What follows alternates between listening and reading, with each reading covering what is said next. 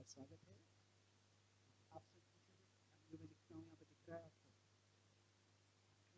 शायद आपको थोड़ा इधर आना पड़ेगा।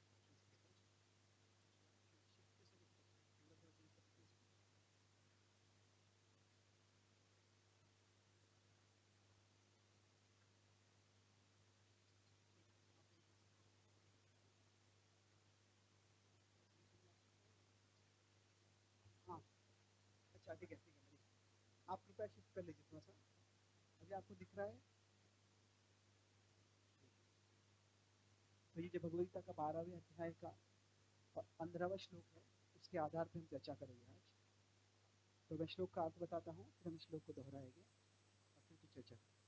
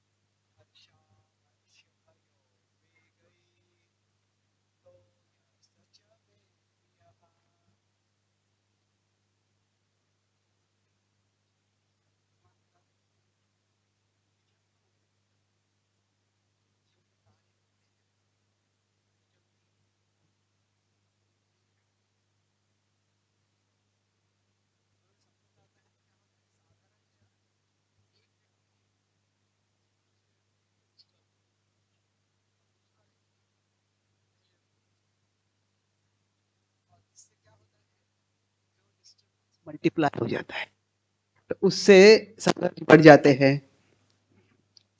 तो अभी ये डिस्टर्बेंसेस को ये होने वाले हैं, पर भगवान कह रहे कि ऐसे नहीं कि डिस्टर्बेंस बंद हो जाए, भगवान कह रहे कि तुम डिस्टर्ब, तो वो कैसे कर सकते हैं? ये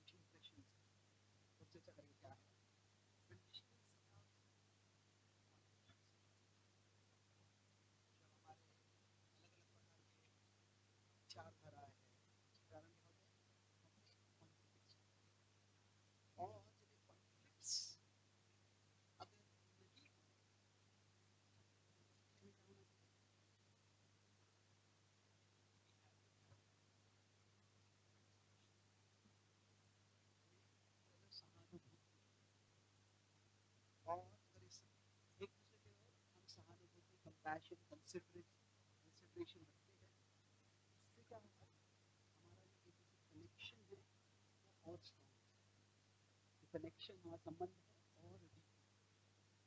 पर अगर कंडीशंस का कॉन्फ्लिक्ट्स होते हैं और कॉन्फ्लिक्ट्स को अगर हम रिजॉल्व नहीं करते हैं, तो कॉन्फ्लिक्ट बहुत झगड़ा है, तो उससे क्या होगा, वो कॉन्फ्लिक्ट बहुत बढ़ जाएगा, कॉन्फ्लिक्टेशन का दावा आना है, एक बहुत बड़ी शायद हमारा जीवन हो सकता है, ग्रोथ हो सकता है,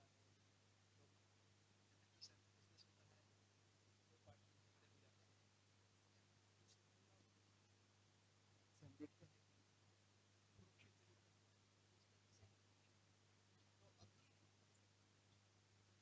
जहाँ तक हो सके कंडीशंस के कारण कॉन्फ्लिक्ट्स आने वाले हैं, तो उसको टाल नहीं सकते, पर उसका जो एस्केलेशन है, उसको और जो बढ़ना है वो रोक सकते हैं। तो इसको अपन जो बैरियर्स है उतना ही करना है, हमारे मतभेद है, पर मतभेद से हम उसको जीवन का विनाश नहीं करते, वहाँ पे हम एक बैरियर, वहाँ पे हम एक ब्रिज डाल सकते हैं, जिसके बारे में या फिर एक हम अगर समझ पाए कि ऐसा नहीं है, मैं ऐसे विचार करता हूँ,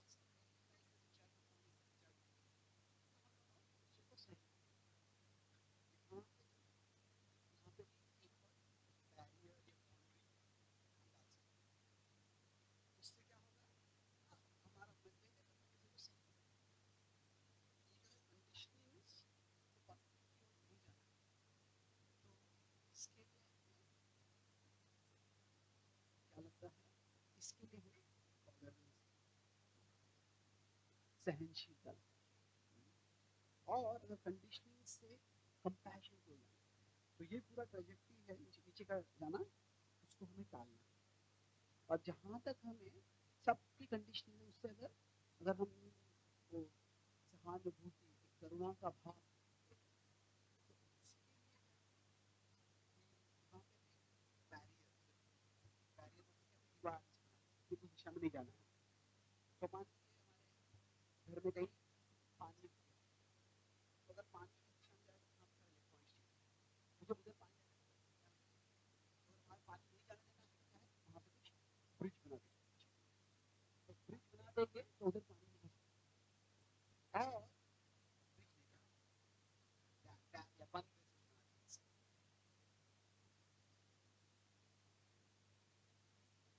और यहाँ पे अगर सिचुएशन में कुछ चैनल बना दें, तो क्या होगा, वो पानी इस दिशा में पानी जाना है, यहाँ पे है नहीं, तो हम क्या चाहते हैं, हम तो दूसरी तरफ सप्लाई दे रहे हैं, तो हम किसे चाहेंगे, एक दूसरे को समझने का प्रयास करें, कंसिडरेशन हो, कंपैशन हो, और उसी तरह समझने एक दूसरे को, तो और अच्छी समझ हो जाएगी। तो लेट अस सी ये कैसे हम कर सकते हैं। तो सबसे पहले ईश्वर बताते हैं कि भगवान हम सब एक दूसरों को इस तरह से डिस्ट्रीब्यूट करते हैं, क्यों, क्या है, अभी भगवत गीता में बताया कि हमारा जो अस्तित्व है वो 3 स्तर पे है, हमारा शरीर है, हमारा मन है, और हमारी आत्मा है। तो शरीर, मन और आत्मा, तो अभी हम, जैसे हमारा शरीर है, शरीर के ऊपर हमारा मन है, तो कभी कभी हम बाहर रूप से बड़े शांत लग सकते हैं, पर अंदर से मन बड़ा अशांत है। तो कुछ लोग होते हैं ऊपर, मतलब क्या अंदर की भावना है, कुछ दिखती नहीं है उनकी। कुछ ऐसे होते हैं, they wear their emotions on their sleeve, थोड़ा सा भी गुस्सा आ गया तो सबको दिख जाता है। तो अलग अलग प्रकार के लोग होते हैं, पर जो अंदर मन है और बाहर शरीर है, तो मन में जो शरीर, मन में जो है वो धीरे धीरे शरीर पे आता है, पर ये दोनों अलग स्तर है। और मन के परे जो है वो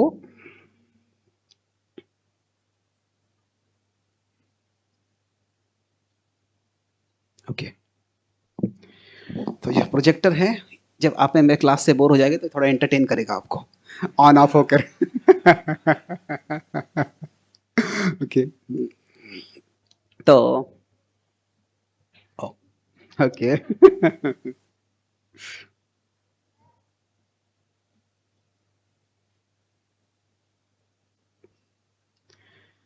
इंटरेस्टिंग।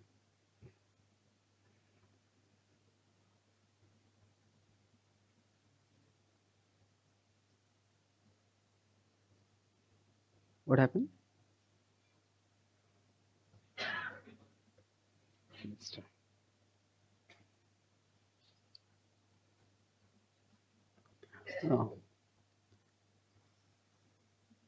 ओके आ गया अभी। Let's see. वो 10-15 साल पे दूरदर्शन पे कुछ प्रोग्राम होता तो इंटरप्शन इज रिग्रेटेड। तो you want me to keep it like this? लिखना मुश्किल हो जाएगा, माइक नहीं आएगा। Let's see, try it. रहने दो इसको, मैं ट्राई करते हैं। तो अभी हमारे मन में, हम सबके मन में, अलग अलग के मन में अलग अलग प्रकार के कंडीशनिंग्स होते हैं। कंडीशनिंग मतलब क्या है? ये हमारे मन पे छवियां होती हैं। तो कुछ लोगों को शायद भय ज़्यादा होता है, शायद बचपन में कोई शायद कुत्ता काटा है बचपन शायद, तो जैसे कुत्ते को देखते डर लगने लगता है उनको। तो क्या है, वो मन में एक छवि हो गई है। तो अलग अलग मन में अलग अलग प्रकार के यहाँ ये जो है ये कंडीशनिंग्स होते हैं मन में। और ये जो कंडीशनिंग्स होते हैं उसके कारण क्या होता है, अलग अलग चीज़ों से हमारी अलग अलग प्रतिक्रिया होती है। कंडीशनिंग्स क्या करते हैं हमको, कि मान लीजिए हम किसी से बात करना चाहते हैं और वो किसी और से बात करे, कहीं और मुड़ के देखते हैं, हम कंधे पे थोड़ा जेंटली हाथ लगाते हैं और चीखते, ये क्या हो गया? तो मैं तो जेंटली आपको हाथ लगाया और देखिए नहीं नहीं मुझे हमें फ्रैक्चर हुआ था पहले। ओह, जब हमको पता चला अच्छा फ्रैक्चर हुआ था तो क्या हुआ है, उसी कारण कहता है जो जो स्टिम्युलस था वो एकदम नॉर्मल स्टिम्युलस था, थोड़ा जेंटली हाथ लगा दिया उसके कंधे पे, पर जो रिएक्शन था बहुत ज्यादा हो जाता है। तो कई बार जब हम एक दूसरे से बात करते हैं तो रिलेशनशिप्स में, संबंधों में, जब जब कंफ्यूजन फ्रस्ट्रेशन कब आता है, ये ऐसे ही होता है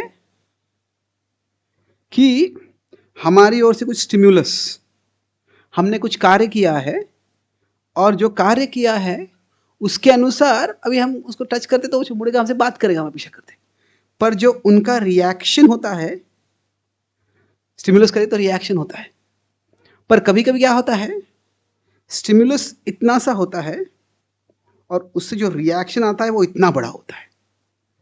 तो अभी जब ऐसे हो जाता है, ये यहाँ पे दूसरा व्यक्ति है, oh God. Okay, this is... Can you just, if we are already on Zoom, can you connect that to the Zoom? Maybe it's better.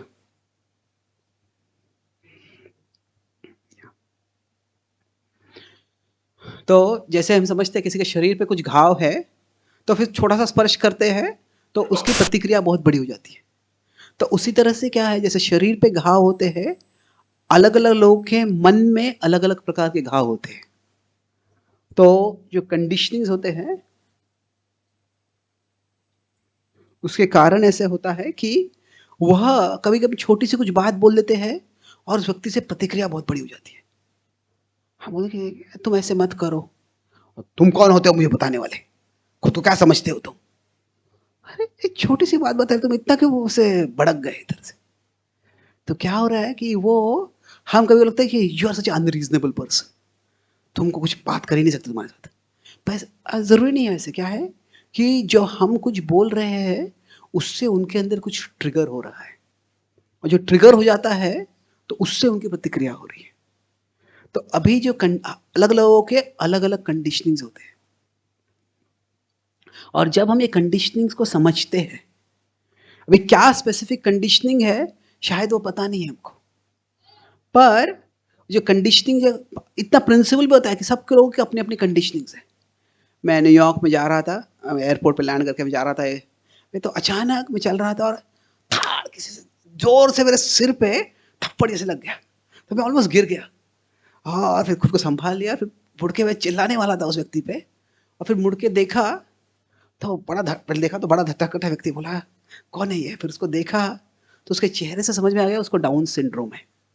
और उसके बाद उसकी बहन या कोई और केयर गिवर थी, बोली सॉरी सॉरी। तो जैसे ही मैंने उसको देखा कि उसको डाउन सिंड्रोम है, तो क्या पूरा गुस्सा तुरंत चला गया, जो डिस्टर्बेंस था। ये क्या है, तभी इमीडिएटली वो एक कंपैशन का विजन आ गया। ठीक है, वो जानबूझ के उन्होंने नहीं किया है, वैसे उसको समझ भी नहीं आ रहा है, उसके हाथों पैरों में कोऑर्डिनेशन नहीं है, तो झटका लग गया। तो जैसे जो जब शारीरिक स्तर पे कुछ होता है तो हम बड़े आसानी से उसको समझ लेते हैं कि शारीरिक स्तर पे इसका ऐसे डेफिशिएंसी है। अभी वो न्यूरोलॉजिकल हो सकता है, पर फिर भी शारीरिक स्तर पे उसका मैनिफेस्टेशन हो रहा है, शारीरिक स्तर पे हमको दिख रहा है वो। पर शारीरिक स्तर पे जब दिखता नहीं है वो, तो तभी ऐसी समस्या आती है कि ये व्यक्ति ऐसा कार्य क्यों कर रहा है, और उससे हम बहुत डिस्टर्ब हो जाते हैं। तो अभी जो कंपैशन है वो अगर हम रख पाएंगे तो उससे क्या होता है कि ठीक है, ये व्यक्ति ने जो रिएक्ट किया, ये उनका शायद ओवर रिएक्शन हो सकता है, और वो ओवर रिएक्शन उचित नहीं है। ऐसे नहीं कि हम सब कुछ टॉलरेट करके एक्सेप्ट करके सब सहन करना है, बट तभी इमीडिएटली जज करके उस व्यक्ति के पुनः आक्रमण करने की जरूरत नहीं है। ठीक है, ये व्यक्ति कैसे कंडीशनिंग है हमारे आजकल कम आ गया यहाँ पे वो। ओह इज इट, अच्छा, दैट्स नाइस। सो जो अभी जो कंडीशनड माइंड होता है, माइंड में कंडीशन होती होती है, तो इसको अभी संस्कृत में कई बार संस्कार ये बोलते हैं। संस्कार इस शब्द के कई अर्थ है। संस्कार का एक अर्थ है कि इंप्रेशंस, छवियां जो मन में होती हैं, तो हम सब में अलग अलग प्रकार के संस्कार है। पर इसका एक और अर्थ भी है, ceremonies to give good impressions, कि ऐसे कुछ विधियां होती है जिनके द्वारा, जैसे जन्म संस्कार होता है या नामकरण संस्कार होता है, विवाह संस्कार होता है, तो वो क्या है, वो ऐसे उत्सव है, ऐसे सेरेमनीज है जिससे कि मन में अच्छे इंप्रेशन आ जाए, अच्छे संस्कार आ जाए। तो दोनों अर्थ है, पर संस्कार मतलब क्या, मेनली इंप्रेशन है। तो जो संस्कार ये संस्कृत शब्द है, इसको अगर हम इंग्लिश में बोलते हैं तो संस्कार। एवरीबडी हैज सम और द अदर स्कार। सबको जो मन में है, घाव है सबके मन में, और इसके कारण सब जो है कभी कभी छोटे से चीज से बहुत विचलित हो जाते हैं। अभी मान लीजिए, अभी दो व्यक्ति है, तो अभी एक व्यक्ति है, उनको क्लीनलीनेस बहुत महत्वपूर्ण है, क्लीनलीनेस, तो सब कुछ घर जो है बड़ा साफ सुथरा रखना चाहिए। और दूसरा व्यक्ति है, ऐसे उसको उसे लगता है उसमें क्लीनलीनेस का जीन ही नहीं है, उसको पता ही नहीं चलता है कि जब घर में आ जाते हैं तो ऐसा लगता है उस जिस कमरे में आ गए वहां पे तूफान आ गया, और 2 मिनट है पूरा कमरा जो पूरा गड़बड़ हो जाता है पूरा। तो अभी जब ऐसे होता है तो वो है, तुम इतना अनक्लीन क्यों कर रहे हो, इतना सब टाइडी तुम गड़बड़ कर देते हो तुम, एक छोटी सी बात तुम इसकी बड़ी बड़ी क्यों बना रहे हो। तो अभी क्या है, अभी किसी के मन में क्या है, जो कंडीशन है, इससे ये बहुत इंपॉर्टेंट लगता है उसको, और दूसरे को या क्या बड़ी बात है, क्लीन हो ना हो वो बोलते चलता है ना, क्या फर्क पड़ता है। तो now cleanliness is a good thing, जरूर वो इंपॉर्टेंट है, पर उसको कितना इंपॉर्टेंस देना है, वो अलग अलग के वालों के मन में उसको अलग अलग दृष्टि से इंप्रेशन दे जाता है, इंप्रेशन होता है। तो अभी जहां तक हो सके, जब हम अगर समझते हैं कि व्यक्तियों में अलग अलग प्रकार की कंडीशनिंग है, तो ये जो कंडीशनिंग होती है उसके द्वारा हम अगर उसको समझ के कार्य करते हैं, तो फिर जो कॉन्फ्लिक्ट होता है, अगर कॉन्फ्लिक्ट हो भी जाता है, पहले तो कॉन्फ्लिक्ट को हम टालने का प्रयास कर सकते हैं, पर कॉन्फ्लिक्ट हो जाता है तो उसको और बड़ा नहीं होना देते हैं। तो अगर कंपैशन, अगर यहाँ पर पहला जो डायग्राम था, कंपैशन अगर रहेगा तो क्या हो गए, वो व्यक्ति भी समझेगा, अच्छा तुम मुझे समझते हो, मैं भी तुम्हें समझने का प्रयास करूंगा, और उससे जो है एक दूसरे कनेक्शन और बढ़ जाता है। तो अभी यही हम रामायण से एक प्रसंग से उसको समझने का प्रयास करेंगे। अभी जो रामायण है उसमें प्राइमरली प्रभु श्री रामचंद्र की लीला बताई गई है। तो उसमें भी जो एक्शन होता है, पहले अयोध्या जो उनकी राजधानी है, और अयोध्या में अगर पूरा रामायण देखते हैं तो जो वो अरण्य कांड में जाते हैं उसके पहले वो अयोध्या कांड आता है। ये मैं वाल्मीकि रामायण के अनुसार बोल रहा हूँ। तो हम जो घटना देख रहे हैं वो इस अयोध्या कांड के अंत में आती है। तो अभी क्या हो रहा है कि प्रभु श्री रामचंद्र जो है वह, उनका विवाह हो गया सीता के साथ, सारे चारों भाइयों का विवाह हो चुका है, और तभी दशरथ महाराज फैसला करते हैं कि अभी मुझे रिटायर होना चाहिए। तो इसीलिए वो राम को युवराज बनाकर फिर राजा बनाने की योजना बना लेते हैं। और जब ये होता है तो उस समय सारी जो अयोध्या बड़ी प्रसन्न हो जाती है कि राम इतने सद्गुणी हैं, बहुत आदर्श व्यक्ति है, जो राज्य करने के लिए उचित है, बहुत उत्कृष्ट व्यक्ति है वो। पर उससे एक व्यक्ति बड़ा विचलित हो जाता है। कौन है? मंथरा। अभी जो मंथरा होती है वो अभी दशरथ महाराज की 3 रानियां होती हैं। कौन है वो 3 रानियां? कौशल्या, सुमित्रा, कैकेयी। तो अभी जो कैकेयी की जो दासी थी वो थी मंथरा। तो अभी क्या होता है, ये तीनों रानियां थी, उनमें एक स्वाभाविक रूप से थोड़ी एक फ्रेंडली राइवलरी थी, थोड़ा सा कोवाइव्स थे, तो नेचुरली था वो, इट वाज नथिंग, वो कोऑपरेटिवली बहुत रह रहे थे। पर फिर भी कैसे था कि जो भी कोई भी संबंध होता है, हर संबंध में कुछ ना कुछ तो टेंशन होता है। अगर वो अभी कैसे टेंशन होता है, उसको अगर रिजॉल्व, उसको छुड़ा लिया तो वो छूट जाता है, पर अगर उसको किसी ने एक्सप्लॉइट कर लिया, वो शोषण कर लिया, तो वो बहुत बढ़ जाता है। तो अभी कैकेयी क्या थी, वो यंगेस्ट थी, पर फिर भी वो एक तरह से दशरथ महाराज की फेवरेट थी। तो इसके कारण उसका राजमहल में स्पेशल पोजीशन था, और क्योंकि उसका स्पेशल पोजीशन था तो उसकी जो प्रधान दासी थी मंथरा, उसका भी स्पेशल पोजीशन था। तो अभी मंथरा ने जब सुना कि अभी राम युवराज बनने वाले, तो उसको लगने लगा कि अगर ये हो जाएगा तो क्या हो जाएगा, तो राम, अभी कैकेयी का जो स्पेशल पोजीशन है वो नहीं रहेगा, और कैकेयी का स्पेशल पोजीशन नहीं रहेगा तो क्या होगा, मेरा स्पेशल पोजीशन नहीं रहेगा।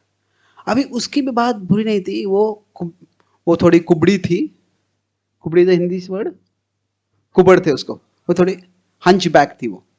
तो अब क्या, कभी कभी उसके उसके थोड़ा लोग उसको ताने मारा करते थे, तो उसको बहुत बुरा लगता था उसके कारण। तो पर जब वो इतना उसका दबदबा बढ़ गया, क्योंकि वो बहुत सबसे लोग प्रिय रानी की प्रिय दासी थी, तो फिर उसको कोई ताने मारने की हिम्मत नहीं करता था। तो उसको भी डर लग रहा था कि अगर मैं इस पोजीशन में नहीं रहूंगी तो क्या होगा, फिर वापस जो होगा सब लोग भी ताने मारने लगे। और कभी क्या होता है, 2 चीजें हो सकती है, अगर किसी को, if somebody has been abused, उनका कभी दूसरा दुर्व्यवहार हुआ है, तो या तो वो जब अच्छे पोजीशन पे जाते हैं तो वो दूसरों को दुर्व्यवहार न हो ऐसी योजना बनाते हैं। दोज हु आर अब्यूज्ड, कोई अब्यूज्ड हुआ है, उनका दुर्व्यवहार हुआ है, तो दे इधर ट्राई टू स्टॉप अब्यूज और दे परपेचुएट अब्यूज। मतलब वो भी खुद अब्यूजर बन जाते हैं, या फिर वो प्रयास करते हैं ऐसा किसी मेरे साथ जो हुआ है वो किसी के साथ ना हो, ऐसा भाव हो सकता है। दूसरा है मेरे साथ हुआ है तो अभी ये मैं अकेला क्यों दुखी रहूं, जानबूझ के ऐसे विचार नहीं करते पर वैसे विचारधारा हो जाती है। तो क्या हुआ था मंथरा के साथ, थोड़ा जब उसको भी पावर मिल गया था तो वो भी दूसरों के थोड़ा डोमिनेट करती थी ज्यादा ही। तो अभी उसका पावर चला जाएगा तो क्या होगा, उसको इनसिक्योरिटी हो गई थी। अभी उसकी इनसिक्योरिटी हो गई तो उसने क्या किया, जो मंथरा कैकेयी के पास गई और उसने कैकेयी का मन भर दिया। उसने क्या किया, अभी क्या है भगवद गीता में बताते हैं कि आप दूसरों को विचलित मत करो और दूसरों से विचलित मत हो। पर यहाँ पे क्या हो गया, वो खुद विचलित थी, उसने दूसरे को विचलित कर दिया और कैकेयी ने फिर दशरथ को विचलित कर दिया। दशरथ के कार्य से फिर क्या हो गया, पूरा अयोध्या विचलित हो गया। तो डिस्टर्बेंस बढ़ते गया। तो क्या होता है, ये एक तरह से कोई पर्वत होता है, तो अगर कोई स्नो माउंटेन है, मतलब ऐसे पर्वत है जिसमें बहुत सारा स्नो है, तो क्या होता है उस पे अगर पहले जो होता है, जो एक बर्फ का गोला भी नहीं होता है, वो बर्फ का एक पेबल, छोटा सा पत्थर होता है वो।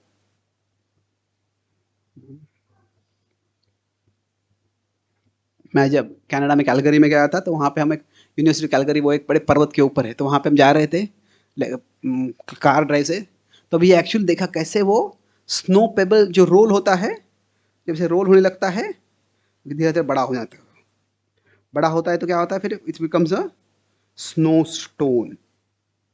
फिर उसके बाद में वो स्नो बॉल बन जाता है। स्नो बॉल पहले बन जाता है, उसको स्नो बॉल जनरली कहते हैं, और उसके बाद में कैसे स्नो बोल्डर बन जाता है। और फिर उसके बाद में क्या है, वो एक तरह से स्नो का एवलांच जैसे, स्नो का बहुत जायंट बोल्डर बन जाता है। और जब इतना बन जाता है, अभी इस परिस्थिति में अगर कोई व्यक्ति है, वो अपने पैर से उसको मार देगा तो वो टूट जाएगा वो। पर जब यहाँ पे आ जाएगा, जो व्यक्ति है पूरा कुचल के व्यक्ति कुचल देगा। तो वैसे जो हमारे मन में डिस्टर्बेंस होता है, वो इस स्टेट पे क्या है, वो मेंटल डिस्टर्बेंस है। हमारे मन में डिस्टर्बेंस है, फिर उससे क्या हो जाता है, वो उसके द्वारा रिलेशनल डिस्टर्बेंस हो जाता है। हमारे संबंध में किसी और व्यक्ति को हम डिस्टर्ब कर देते हैं। फिर उसके बाद में वो सोशल डिस्टर्बेंस हो जाता है। फिर उसके बाद में वो ग्लोबल डिस्टर्बेंस भी हो सकता है। तो एक व्यक्ति डिस्टर्ब है, अगर उसके पास बहुत सारी शक्ति है तो वो किसी और राज्य पे आक्रमण कर देता है, वो राजा है, तो ऐसे क्या है, ये बहुत बड़ा हो जाता है। तो जितना जल्दी उसको रोक सके उतना अच्छा है।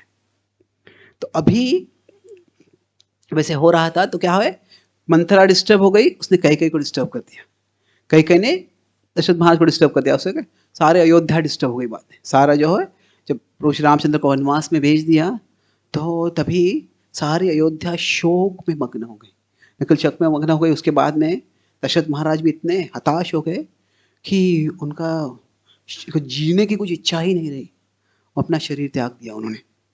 तो अभी जब ये ऐसे हो रहा था, तो अभी एग्जैक्टली इसमें क्या हुआ, जो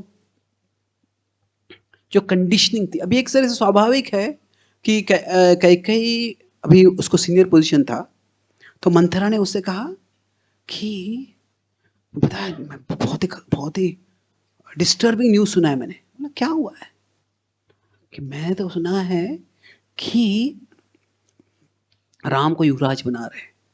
पहले तो कई सुन के कई बड़ी प्रसन्न हो गई, बोले बहुत अच्छे से खबर दी है उन्होंने, अपने अपना जेवर का नेकलेस निकाल के उसको दिया, और बहुत आनंद के बाद दिया, तो इनाम दिया है, वो उसको एक भेंट दी, बख्शीश दी। तो वो उसने जो जेवर नीचे फेंक दिया, क्या तुम कितनी मूर्ख हो, तुम एक क्षत्रिय परिवार में जन्मी हो और तुम कुछ राजनीति समझ में नहीं आती है। तो राज क्या मतलब क्या, क्या इतना तुम विचलित क्यों हो रही हो? तुम्हें समझ में नहीं आ रहा ये सारा एक षड्यंत्र है, तुम्हें साइडलाइन करने के लिए, तुम्हें बाजू में रख के कभी कौशल्या है वो सारी शक्ति लेना चाहती है, सारी कौशल्या ने दशरथ महाराज की योजना बनाई है। नहीं, ऐसे नहीं हो सकता है। बोला है कि राम तो सबसे बड़ा है, वो राजा बनेगा, शायद उसके बाद भरत भी राजा बन जाएगा। तुम मूर्ख हो, राम के बाद राम का बेटा राजा बनेगा, तुम्हारा बेटा कभी राजा बन ही नहीं पाएगा। देखिए, नहीं फिर भी राम और भरत तो बहुत अच्छे मित्र है, वो तो भाई है, मित्र है, क्या समस्या है इसमें? वो राज सिंहासन की बात आती है तो कोई मित्र नहीं रहता है। अरे राम हमेशा भरत को अपने एक खतरे के रूप में देखेगा, और वो भरत के साथ क्या करेगा पता नहीं। और उतना ही नहीं, जब राम राजा बन जाएगा तो कौशल्या जो है राजमाता बन जाएगी। और अभी तुमको जो विशेष आदर मिला है, अभी इसका पूरा बदला कौशल्या तुम्हारे साथ लेगी। जब उसको स्पेशल पोजीशन मिलेगा तो क्या होगा, वो तुम्हें हमेशा नीचा देने का प्रयास करेगी। नहीं नहीं, वो नहीं, तुम बहुत बड़ी बात कर रहे हो, कुछ नहीं होने वाला है, ऐसे छोटी बात को बड़ा बना रहे हो। अगर तुम्हें लगता है कोई यहाँ पे षड्यंत्र नहीं है तो ये करने की इतनी जल्दी क्या है? अभी भरत और शत्रुघ्न जब यहाँ पे नहीं है तो यह सब करने की अब इतनी जल्दी क्या है? तो अभी क्या हुआ था, तभी दशरथ महाराज को प्रेरणा मिल गई थी और तुमने कुछ ज्योतिष से बात की थी। वो कहते कि अभी मुहूर्त अच्छा है, अभी तुम कर लो, करना चाहते हो तो। और तभी वो भरत बुलाने के लिए वगैरह समय नहीं था, जल्दी करना था उनको। तो ऐसा कोई षड्यंत्र नहीं था। पर कैसे the most dangerous lies are those which begin with truths. तो जो लाइज होते हैं, तो अगर कोई बिल्कुल पूरा झूठ बोलता है तो क्या होता है, ये तो झूठ ही है, सही नहीं है, सही हो ही नहीं सकता है। पर जो कोई झूठ बोल रहा है पर वो सत्य से शुरुआत करता है, तो अभी जो राज्याभिषेक जल्दी होने वाला था वो अनयूजुअल था, वो कुछ तो साधारण नहीं है। पर अभी इसका कारण क्या है? कैसे होता है कि जो भी कार्य होता है, अभी कोई एक्शन है, कोई कार्य कर रहा है, तो अभी एक्शन के पीछे उसका मोटिवेशन होता है। Okay, not visible.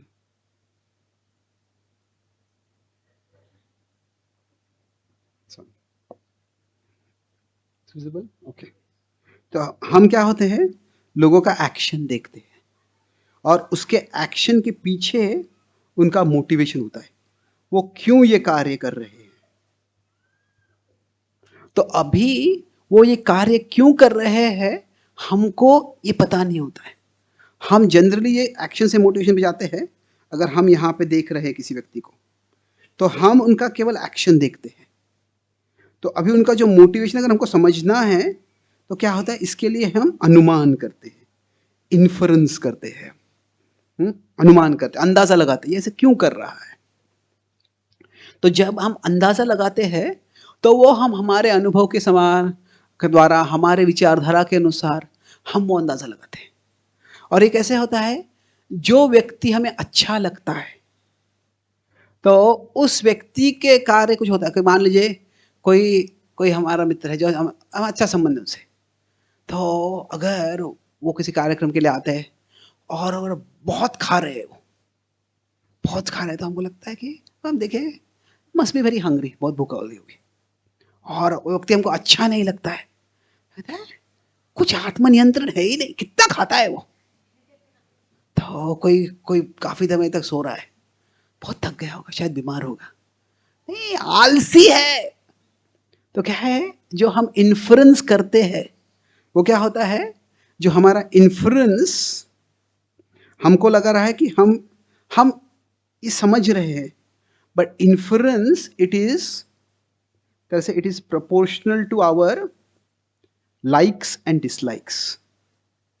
और ये शायद हमको पता नहीं होता है, पहले से पता होता है पर ध्यान में नहीं रहता है हमारे। तो जो व्यक्ति, तो कभी कभी क्या होता है, कि इस व्यक्ति से अगर थोड़ा संबंध खराब होने लग गया है, उसने हमें कुछ बोला है जो ऐसे किया है, वैसे किया नहीं किया है, तो उससे तो जब वो एक नकारात्मक भाव उस संबंध में आता है, तो उसके बाद में जो भी कार्य वो करता है उसको हम नेगेटिव इन्फ्लुएंस देते हैं। ये तुमने इसके कारण ये किया। उस व्यक्ति ने किसी और कारण से भी किया होगा, वो कोई अच्छा कारण से किया होगा, पर हम वो बुरा कारण लेते हैं।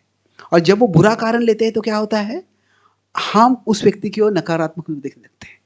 और अगर उसको पता भी चल जाता है कि हम ऐसे सोच रहे हैं, तो वो उसको लगता है, how can you think that I would ever do something like this. तुम कैसे सोच सकते हो कि मैं ऐसे कुछ कर सकता हूं। तो उससे क्या होता है, वो व्यक्ति हमसे और दूर जाने लगता है। तो अभी इससे क्या हो गया, अभी जो कार्य हुआ था यहां पे सिंपल चीज थी। कहीं अभी जो मंथरा ने बताया, अभी मंथरा उसका भी एजेंडा था, तो उसने बहुत प्रभावशाली पद्धति से बता दिया। पर जब उसने बताया तो कहीं एक सिंपल चीज कर सकती थी, दशरथ महाराज को जाके पूछ सकती थी, ऐसे क्यों हो रहा है, क्या कर रहे हो आप। अगर उसको लग रहा है कि दशरथ महाराज का ही ये षड्यंत्र है, या दशरथ महाराज पूरे कई कई कौशल्या के प्रभाव में आ गए इसलिए वो सीधा साथ जवाब नहीं देंगे, तो शायद वशिष्ठ मुनि के पास जा सकती थी, किसी और के पास जाके वो कुछ तो स्पष्टीकरण ले सकती थी। पर जब वो स्पष्टीकरण लेने का प्रयास नहीं किया तो क्या हुआ, उसका जो मेंटल डिस्टर्बेंस था उससे उसने ऋषि रामचंद्र के वनवास की मांग कर ली, भरत को युवराज बनाने का मांग कर ली। उससे क्या हुआ, पूरा समाज में जो है अयोध्या में एक उपद्रव मच गया, बहुत दुख हो गया। तो अभी हमारे सबके जीवन में हमको डिस्टर्ब करने वाले लोग होते हैं। तो हमें नहीं कहना है कि कोई हमको डिस्टर्ब, तुम मंथरा बन रहे हो मेरे जीवन में, ऐसे ऐसे नहीं न बोल रहा है हम किसी को, पर वैसे होते हैं। कुछ लोग अनजाने से हमको डिस्टर्ब करते हैं और कुछ लोग जानबूझ के डिस्टर्ब करते हैं। कुछ लोग ऐसे होते हैं कि उनको disturbing others is their entertainment. उनको मनोरंजन मिलता है, अरे इसको मैंने उकसाया, इसको ये बताया, उसको वो बताया। तो अभी ऐसे अगर लोग होते हैं तो उनसे हमको दूर रहना है। तो जो हमारे कंडीशनिंग से, मैं बताता शुरुआत में, कंडीशनिंग से हम कॉन्फ्लिक्ट की ओर जाते हैं, तो उसमें हमें कुछ बाउंड्रीज रखनी है। तो जो कंडीशनिंग से कॉन्फ्लिक्ट तक नहीं जाना है, तो जो हमारे कंडीशनिंग्स है, तो अभी जैसे जैसे कई में थोड़ी इनसिक्योरिटी थी, वो स्वाभाविक है और सब में हो सकती है ऐसे। पर जो उधर से कॉन्फ्लिक्ट की ओर ले जा रहे हैं, तो वैसे लोगों से थोड़ा डिस्टेंस रखो। हम सब देख सकते हैं हमारे जीवन में जो लोग होते हैं जिनसे हम इंटरेक्ट करते हैं, तो जिनसे हम मतलब वो किस तरह से बात करते हैं, कैसे प्रभाव करते हैं, शायद तभी हम उनसे उनके प्रभाव से थोड़ा डिस्टर्ब हो जाते हैं। पर बाद में हमको लगता है शायद ऐसा नहीं करना चाहिए था मुझे। तो अब जब हम कहते हैं दूसरों को डिस्टर्ब मत करो, दूसरों के द्वारा डिस्टर्ब मत हो, दूसरों के द्वारा डिस्टर्ब मत हो, तो हाउ इज इट पॉसिबल कि दूसरों के द्वारा डिस्टर्ब मत हो। तो ये कैसे है कि कभी कभी कीप अ डिस्टेंस। कभी कभी क्या होता है, वो लोगों का ऐसा प्रभाव होगा हम पे, हमको उनका संबंध तोड़ने की जरूरत नहीं है, पर थोड़ा डिस्टेंस रख सकते हैं। और जो डिस्टर्बिंग पीपल होते हैं, this is not the only solution, पर उनके क्या है, कीप अ डिस्टेंस। अभी ये डिस्टेंस हो सकता है फिजिकल, हो सकता है या फिर इमोशनल भी हो सकता है। इमोशनल मतलब क्या है कि हम वो लोगों से ज़्यादा कुछ डीप बात नहीं करते, सोशली हाय हेलो हरे कृष्णा थोड़ा बहुत बात कर लिया, पर ऐसे स्मॉल टॉक में, कैजुअल टॉक में लोग ज़्यादा डिस्टर्ब नहीं करते। थोड़ा उनके साथ बैठ के बात करने लगते हैं तो फिर वो ये यहाँ ये बोलने लगते हैं, वो बोलने लगते हैं, तो कीप अ डिस्टेंस। अभी ये सब हमेशा संभव नहीं है, पर जिस हद तक संभव है उसके द्वारा हम डिस्टर्ब नहीं होंगे। और दूसरा है जो भी बताया था क्या है, कंडीशनिंग्स हम में है, कंडीशनिंग्स को हमें कॉन्फ्लिक्ट्स नहीं होने देना है। तो इसके लिए क्या है, जो हम बाउंड्री है वो है डिस्टेंस। तो ये एक एक हम ऐसे एक दीवार बना सकते हैं। और फिर कॉन्फ्लिक्ट्स अगर आ भी गए तो उसके बाद में क्या होता है, दावानल कॉन्फ्लेगरेशन, बहुत अग्नि जैसे बढ़ने लगती है। तो अभी इसको अगर रोकना है तो इसके लिए क्या है कि एक महत्वपूर्ण चीज है, no kneejerk reaction. Kneejerk reaction मतलब क्या है, तुमने ऐसे किया तो मैं ऐसे करूंगा। तो हमें ठीक है, जो भी हुआ है, क्या हुआ है मुझे पता नहीं है। You can put it another way, never take irreversible decisions. जो इरिवर्सिबल डिसीजन मतलब ऐसे फैसले जो हम उसको उल्टा नहीं कर सकते, बेस्ड ऑन रिवर्सिबल इमोशंस। कि हमारी जो भावनाएं हैं वो बहुत बदल जाती है। आज मुझे इस व्यक्ति पर इतना गुस्सा आ रहा है, पर शायद एक दो दिन के बाद पूरा गुस्सा चला जाता है। तो हमारा जो मन है वो बड़े ही विचलित हो जाता है, पर वो जो डिस्टर्बेंस है हमेशा नहीं रहता है, वो इमोशंस काफी रिवर्सिबल होती है। तो तभी जो रिवर्सिबल इमोशंस के आधार पर अभी इरिवर्सिबल डिसीजंस कोई ले लेता है, तो फिर वो बहुत खतरनाक है। तो no no quick, no kneejerk reactions. ठीक है, कुछ हुआ है, पता नहीं क्या हुआ है, कुछ समय के लिए रुक जाओ। तो ये इस अभी इसको स्टॉप नहीं, नो नीजर्क रिएक्शन मतलब सिंपली पॉज। जैसे मूवी में होता है स्टॉप होता है, प्ले होता है, पॉज। तो अभी मैं तुरंत कुछ नहीं करूंगा। अगर हम सुनते हैं कि अरे इस व्यक्ति तुम्हारे बारे में ऐसा बोला, मेरे बारे में ऐसे कैसे बोल सकता है, मैं जाके दिखाता हूं उसको भी, तो हमको तुरंत गुस्सा आ जाता है। पर ठीक है, अभी भी थोड़ा गुस्सा आ रहा है, तो कुछ समय के लिए मे बी 24 आवर्स के लिए मैं कुछ नहीं बोलूंगा, कुछ समय के लिए मैं शांत रहता हूँ। तो अगर ऐसे भी अपन कर लेते हैं तो क्या होता है, जो हमारी भावना है वो बहुत तीव्र हो जाती है कुछ समय के लिए, बाद में अपने आप शांत हो जाती है। तो उसके बाद में उसको हम कार्य कर सकते हैं। तो कॉन्फ्लिक्ट जब हो जाते हैं तो ये अनिवार्य है, हो सकते हैं जगत में। पर कैसे हमारी जो जिह्वा है वो एक तरह से एक गन के समान है। अभी अमेरिका में क्या है, और कायदे के अनुसार लोगों को कोई भी गन आसानी से प्राप्त कर सकता है। और अभी गन होना प्रॉब्लम नहीं है, बट क्या है, powerful guns with powerless minds. जो व्यक्तियों को क्या है, अगर उनका मन पे नियंत्रण नहीं है, गुस्सा आ गया तो गन निकालो मार डाल लो, तो बहुत खतरनाक है वो। तो हमारे पास शायद गन नहीं है, पर हमारी जो जिह्वा है वो भी एक तरह से गन के समान ही है। और ये ऐसे है कि इट इज ऑलवेज लोडेड, कभी भी उससे डिस्चार्ज हो सकता है बुलेट्स।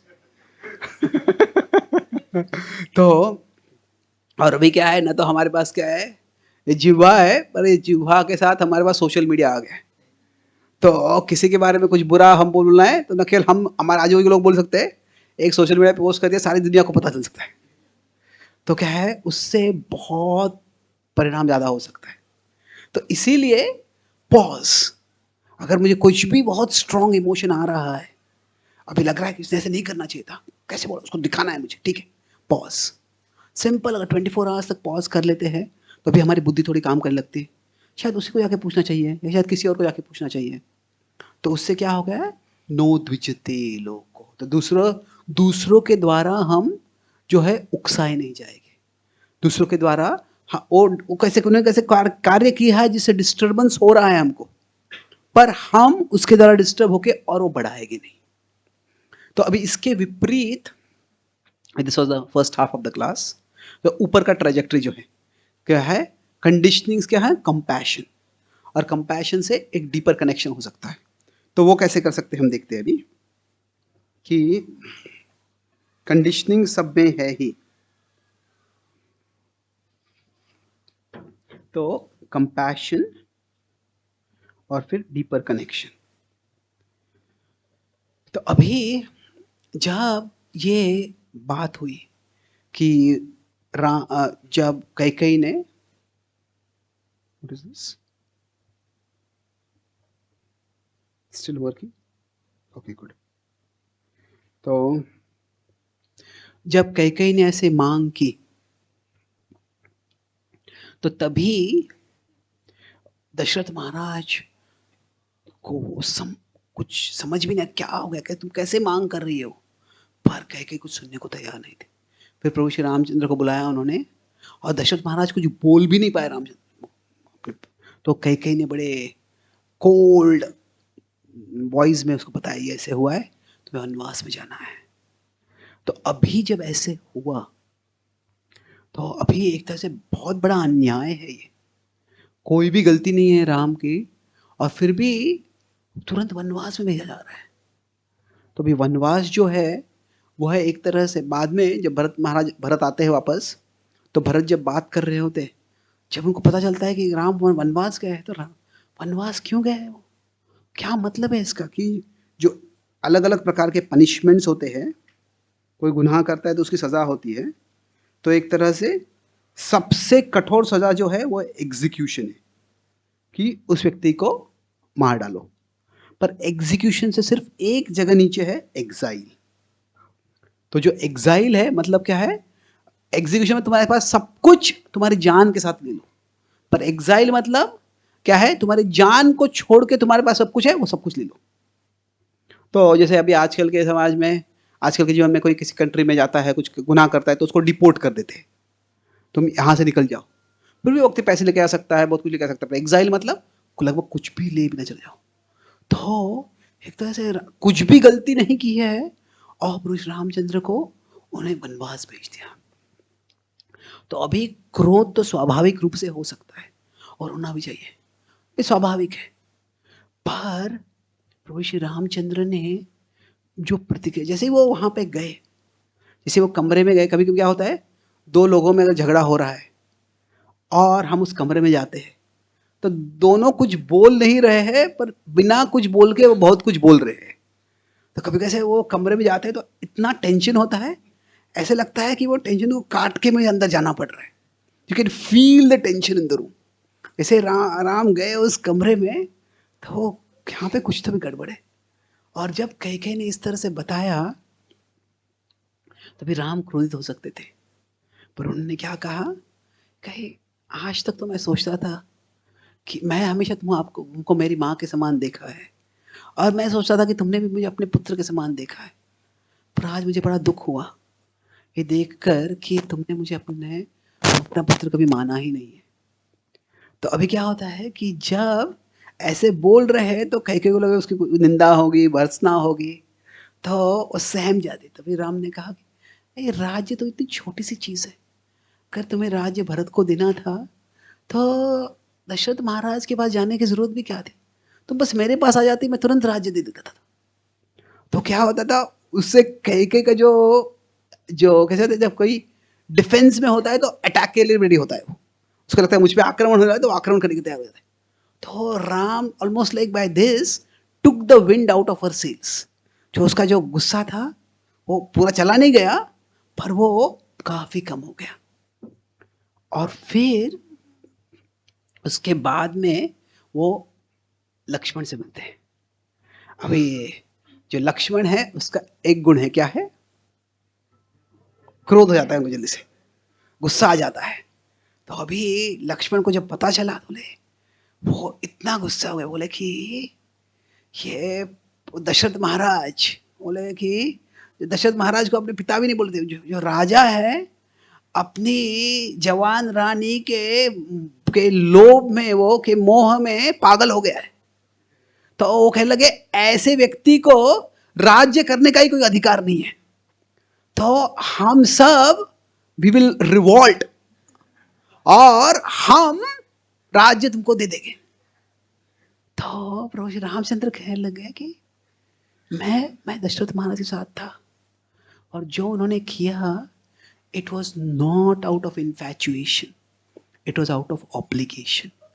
वो किसी वो मोह में, माया में आके नहीं किया था, वो अपने वचन के बद्ध होकर किया था।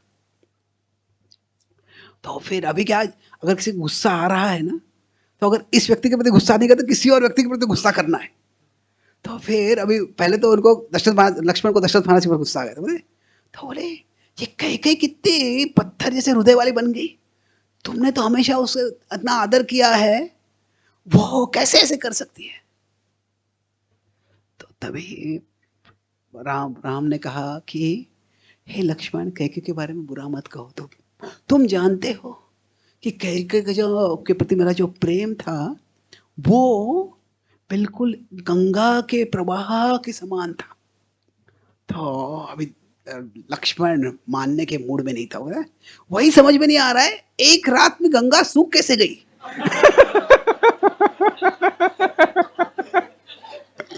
तो तभी तो इसीलिए राम ने कहा, जब उसके मन उसके वचन से, उसके मुंह से ऐसे वचन मैं सुने तो मैं समझ गया कि ये दैव की कुछ योजना है, ये दैव के कारण हो रहा है।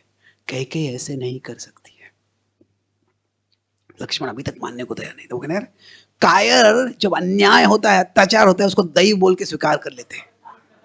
जो हीरो वीर होते हैं वो अन्याय का प्रतिकार करते हैं, बोलते हैं तुम्हारा जो अधिकार है मैं तुमको दिला के रहूंगा। तो तभी रामचंद्र भगवान ने कहा कि लक्ष्मण, मेरे अधिकार से ज्यादा मेरा कर्तव्य मुझे महत्वपूर्ण है।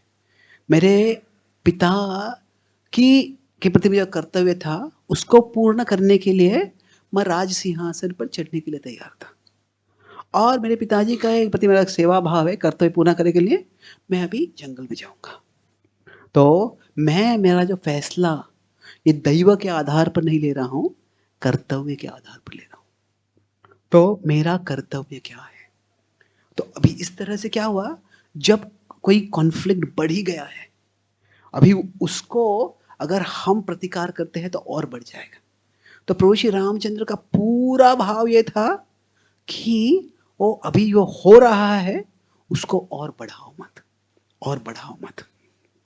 तो उनका पूरा भाव था कि कैकेयी को अभी और डिस्टर्ब मत करो।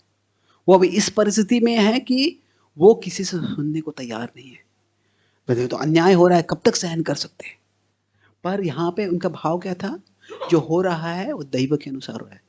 अभी दैव का मतलब क्या है कि कभी कभी हम छोटी सी गलती करते हैं या कुछ गलती करते भी नहीं है और बड़ी समस्या हम पे आ जाती। तो अब ये क्यों होता है ऐसे? तो साधारणतः हम क्या अपेक्षा करते हैं कि अगर ये मेरा एक्शन है तो उसका ये रिजल्ट, रिएक्शन आना चाहिए। अच्छा कार्य किया है तो मुझे अच्छा फल मिलना चाहिए, बुरा कार्य किया है तो बुरा हो सकता है। हमको बुरा कार्य किया तो बुरा आपको अच्छा ही लगता होना चाहिए, पर हम स्वीकार कर सकते हैं। तो नॉर्मली हम ऐसे एक्सपेक्ट करते हैं। पर सत्य में क्या होता है कि जब हमको अगर रिजल्ट बोलते हैं तो ये केवल हमारे अभी के एक्शन से नहीं आता है, ये प्रेजेंट का एक्शन है। पर कुछ पूर्व के कार्य भी हो सकते हैं, दिस इज पास्ट। तो इन दोनों का एक कॉम्बिनेशन होता है और इस कॉम्बिनेशन से हमको अभी के प्रतिक्रिया मिलती है। अभी हमको जो अभी मान लीजिए कभी हम किसी कोई छोटा सा अच्छा कार्य करते हैं और कभी कभी हमको बहुत प्रशंसा हो जाती है, तुमने इतना अच्छा किया, उतना अच्छा किया। हम सबके साथ कभी कभी तो ऐसे हुआ है। तो शायद अभी बताइए मैं छोटा सा कार्य किया, हाँ और बोलो और बोलो, तो आपको लगता है और गुणगान हो जाए मेरा। पर हमारे साथ ये कभी छोटा अच्छा कार्य करते हैं, हमको जैसे ही बाई चांस कहीं कोई पैसा इन्वेस्ट कर लेते हैं और वो बहुत बढ़ जाता है वहाँ पे और हमको बहुत पैसा मिल जाता है। कहीं हम छोटी सी गलती कर देते हैं और वहाँ से बहुत बड़ा प्रतिक्रिया होता है। तो ऐसे क्यों होता है कि जो हमारा एक्शन और रिएक्शन है वो केवल इसी परिस्थिति में नहीं हो रहा है। मतलब मैं तो तुम्हारे साथ इतना अच्छा बर्ताव कर रहा हूँ, तुम मुझ पर इतना गुस्सा क्यों कर रहे हो, तुम इतने अनरीजनेबल क्यों? तो वो केवल हमारे एक्शन का फल नहीं है, वो पास्ट दैव का भी फल हो सकता है। तो ये अगर समझते हैं तो उस व्यक्ति को हम उतना ब्लेम नहीं करेंगे कि तुमने ऐसे किया, तुम इतने ऐसे क्यों करते हो, तुम ऐसे क्यों करते हो। तो अभी क्या हुआ, प्रभु श्री रामचंद्र ने प्रयास किया कि उसको डिस्टर्ब मत करो। उसके द्वारा अब डिस्टर्ब हो गई है, पर मैं ऐसे कोई भी कार्य नहीं करूंगा जिससे कि वो और डिस्टर्ब हो जाएगी। और कई को इस तरह से वो प्रभु श्री रामचंद्र वहां से चले गए। और बाद में अभी जब कोई व्यक्ति एक विचारधारा में होता है ना, तो शायद हम वो उचित व्यक्ति नहीं है उसको समझाने के लिए। प्रभु श्री रामचंद्र भगवान है, पर उन्होंने देखा कि जो कैकेयी की मनस्थिति है उसमें वो मुझसे कुछ सुनने वाली नहीं है। तो इसका मतलब नहीं कि वो कभी किसी सुनेगी नहीं। बाद में जब भरत आ गए वापस, जब कोई व्यक्ति बुरा भी कार्य करता है तो उसके मन में किसी न किसी तर्क करके वो लगता है, वो खुद को समझाता है कि मैं अच्छा ही कार्य कर रहा हूं, जो मैं कर रहा हूं वो अच्छा ही है। तो कैकेयी अपने मन में सोच रही थी कि सब जो मैं कर रही हूं वह भरत के संरक्षण के लिए कर रही हूं। I am doing all this to protect Bharat interest.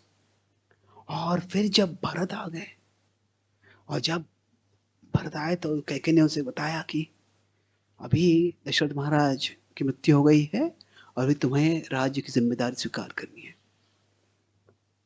तो it's big shock for him, क्या हो गया, कैसे हो गया। और जब वो बताने लग गए तो ऐसे एक के बाद एक शॉक दशरथ महाराज को लगा कि सबसे पहले भरत को दशरथ की मृत्यु हो गई है, बड़ा सदमा था। फिर उसके बाद में राम वन में चले गए हैं, वो और बड़ा शौक था। और ये सब उनकी मां के कारण हुआ है, ये और बड़ा शौक था। और फिर उनकी मां जो इस तरह से बता रही थी, वो ऐसे बता रही थी कि मैंने ये सब तुम्हारे लिए किया है, वो कि ये अपेक्षा कर रही है कि ये सब करने से मैं प्रसन्न हो जाऊंगा। वो, if you think this will please me, what kind of person do you think I am. तो कि कहीं सोच सकती है कि मैं ये करो, ये करके मैं पसंद हो जाऊंगी। बहुत बड़ा शौक था। और फिर उसके ऊपर क्या था कि सब लोग सोच रहे हैं कि ये मैं भी षड्यंत्र में सहभागी था, वो और भी बड़ा शौक था। तो it's like shock raise to the power of 5, you know, shock square, shock cube, shock raised to the power of 4, shock raised to the power of 5। तभी भरत महाराज ने कहा कि, भरत ने कहा, तभी महाराज नहीं थे तभी वो, कि तुम मेरी मां नहीं हो सकती हो, तुम जो विनाश की देवी महाकाली हो, जो हमारे वंश में जन्म लिया है हमारे सारे वंश का विनाश करने के लिए। तो जब वो ऐसे बोले तो कैकेयी ने अपने मन में एक काल्पनिक भरत बना लिया था और वो भरत उसकी सराहना कर रहा था। पर जब ये काल्पनिक भरत और असली भरत दोनों में टक्कर हुई एक तरह से, तो क्या हुआ, तभी at that time she came back to consciousness, ये मैंने क्या कर दिया। और फिर तभी उसको बहुत पश्चाताप हुआ। फिर वो स्वयं लक्ष्मण भरत के साथ वन में आई राम से निवेदन करने के लिए कि कृपया आप वापस आ जाओ। तो अभी तभी क्या हो गया, when she changed voluntarily, तो वो तभी जो उपद्रव था, वो उससे हुआ, उसे दुख हुआ, उससे बड़े बहुत हादसा हुआ, पर उसको और एस्केलेट नहीं किया। तो लोकानो द्विजते च यः, दूसरों को डिस्टर्ब मत करो। जब कोई हमारे साथ डिस्टर्बिंग पद्धति से भाव विचार करता है, बर्ताव करता है, तो patience, tolerance, and maybe I am not the right person to explain right now, तो someone else will clarify in due course, कोई और स्पष्टीकरण दे देगा। तो इस तरह से हम जो दूसरों को डिस्टर्ब करना टाल सकते हैं। अभी ऐसे नहीं है कि दूसरों को डिस्टर्ब हमेशा टालना ही है हमको। कभी कभी क्या होता है, ऐसे कॉन्फ्लिक्ट्स होते हैं कि तभी उसको रिजॉल्व नहीं कर सकते हैं, तभी कभी कभी कॉन्फ्रंटेशन करना ही पड़ता है। तो अभी Kaikeyi was a good person who did a bad thing. आखिरी पॉइंट के साथ मैं कंक्लूड करूंगा, फिर कुछ सवाल हो सकते हैं, हम देख सकते हैं कि कैसे होता है कि जो लोग होते हैं, तीन प्रकार से हम कह सकते हैं। There are people with goodness, there are people with weakness, and then there are people with wickedness. Goodness मतलब अच्छे लोग होते हैं, वीकनेस मतलब उनमें कुछ कमियां होती है, कमजोरियां होती है, और विकेडनेस मतलब क्रूरता होती है। तो जो अभी क्या होता है, जो जिनमें अच्छाई होती है वो साधारणतः कुछ बुरा कार्य करते ही नहीं है। तो अभी इस दिन में देखा प्रभु श्री रामचंद्र ने जो गुडनेस दिखाया कि उन्होंने जो डिस्टर्बिंग परिस्थिति आती है उसको और बढ़ाया नहीं। पर अभी कैकेयी जो थी वो बुरी व्यक्ति नहीं थी, पर उस समय वो डिस्टर्ब हो गए। डिस्टर्ब क्या, उसने बहुत कुछ बड़ा कर लिया। तो कोई नॉर्मली कोई अच्छा व्यक्ति है पर कभी कोई बुरा कार्य कर रहा है, तो फिर जब वीकनेस होता है तो उसके पहले क्या है, जो गुडनेस में होते हैं वो हमेशा काइंडनेस दिखाते हैं, सबके साथ अच्छी तरह से बर्ताव करते हैं। तो अगर कोई वीकनेस में है, उसके कारण कुछ बुरा कार्य कर देता है, तो उनके प्रति फॉरगिवनेस, उनको माफ कर देना चाहिए, उनसे बदला लेने की कोई जरूरत नहीं है। हाँ, आज मैं गिरूंगा कल तुम गिरोगे, हम सब ऐसे ही, तो एक एक दूसरे को मदद करना है हमको। पर कुछ कुछ लोग ऐसे होते हैं, वो क्रूर होते हैं, निष्ठुर होते हैं, तो वो गलत कार्य करते हैं और बाद में उनको कभी ग्लानि होती ही नहीं है। तो जब लक्ष्मण ने समझाया, सॉरी भरत ने समझाया, तो तभी कैकेयी को बड़ी ग्लानि हो, मैंने क्या किया है। पर अगर हम देखते हैं कि पांडवों का मैं वर्णन कर रहा था, अभी जो दुर्योधन था, दुर्योधन ने बड़े अत्याचार किए। दुर्योधन ने भी क्या किया, पांडवों के साथ अत्याचार करके वन में भेज दिया। पर वो अकेला वो एक ही अत्याचार नहीं था, उसके पहले भी उन्हें भीम को जहर देने का प्रयास किया था दुर्योधन ने। फिर उसने उसके पहले भी पांडवों को जलना, सबको, पांडवों को, उनकी माँ को जलाकर मार देने का प्रयास किया था। और इतना करने के बाद भी कुछ भी पश्चाताप नहीं था। जब कृष्ण आए शांति दूत के रूप में, तो क्या हुआ, कृष्ण ने कहा कि तुम केवल 5 विलेजेस दे दो, 5 गांव दे दो। और दुर्योधन ने क्या जवाब दिया कि मैं उतनी जमीन भी नहीं दूंगा जितना कि आप एक सुई डाल सकते हो। तो अभी वो अगर सोशल मीडिया का जमाना होता तो ये इंस्टाग्राम में एक वायरल रील बन जाता था। क्या डायलॉग है। पर अगर हम वो संदर्भ में देखते हैं, वो उसका मतलब क्या है, कि मान लीजिए हम किसी को, हमारे घर में कुछ कार्यक्रम है, उनको हम इनवाइट करते हैं, अभी वो आना नहीं चाहते, इसीलिए कोई बहाना बना रहे हो। अभी वो बहाना बना रहे हैं, हमको पता है कि वो बहाना बना रहे हैं, और उनको पता है कि हमको पता है कि वो बहाना बना रहे हैं। अभी फिर भी पोलाइटनेस के कारण वो कुछ तो बहाना बना रहे हैं। पर अगर वो कहते हैं मैं अगर मर भी जाऊंगा तो मेरी लाश कभी तुम्हारे कार्यक्रम में नहीं आएगी, तो अभी ये जो है, ये केवल वो व्यक्ति के इनविटेशन को नहीं बोल रहे, वो इनवाइटर के मुंह पे लात मार रहे इस तरह से। तो जो अभी दुर्योधन की प्रतिक्रिया थी वो ऐसी थी कि पांडवों ने बिल्कुल बहुत ही एकोमोडेट करके ऐसे पीस का प्रस्ताव रखा था, पर there was no regret, there is no reform.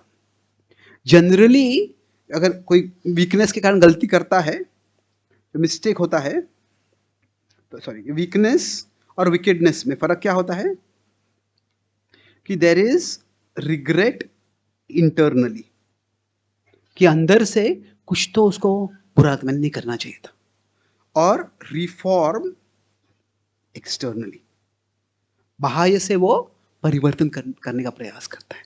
शायद परिवर्तन करने के लिए कंडीशनिंग अगर स्ट्रांग होता है समय लगेगा, पर कम से कम प्रयास तो कर रहा है। पर जो क्रूर लोग होते हैं उनमें क्या होता है, अगर दुर्योधन का उदाहरण देखते हैं तो उसमें क्या था, नो रिग्रेट और नो रिफॉर्म। तो उससे कुछ हृदय परिवर्तन नहीं हुआ था, और हृदय परिवर्तन का बाह्य रूप से तो थोड़ा परिवर्तन दिखा है, थोड़ा कल्चर के कारण, थोड़ा रियलिटी के कारण, कि पांडव इतने शक्तिशाली है, उनसे युद्ध करेंगे तो शायद मेरा विनाश हो सकता है। अविनाश नहीं होगा तो भी सारे समाज के लिए, विश्व के लिए इतना बड़ा उसका कॉस्ट होगा उसका, तो शायद नहीं, पर कुछ भी नहीं था। तो अगर ऐसा कोई व्यक्ति है तो फिर उसके लिए, जो अगर ऐसे व्यक्ति को अगर माफ करते हैं तो वहां पे फॉरगिवनेस इज फूलिशनेस। ऐसे व्यक्ति को अगर कोई टेररिस्ट है और वो टेररिस्ट ने लोगों को मार डाला है, और फिर कोई पुलिस आती है, पुलिस अभी गन उसके सामने दिखा रही है, सॉरी सॉरी मैं वो उसके गन की गोलियां खत्म हो गई है, हाँ मुझे माफ कर दो, मुझे माफ कर दो, और वो पुलिस ठीक है गन नीचे कर देती है और क्या है वो अपना कोई चाकू निकालता है, चाकू से उसको मार डालता है। तो क्या है जो कुछ लोग ऐसे होते हैं जो क्रूर होते हैं, तो अभी उनके द्वारा डिस्टर्ब नहीं होना मतलब ऐसे नहीं हमको उनको डिस्टर्ब नहीं करना है।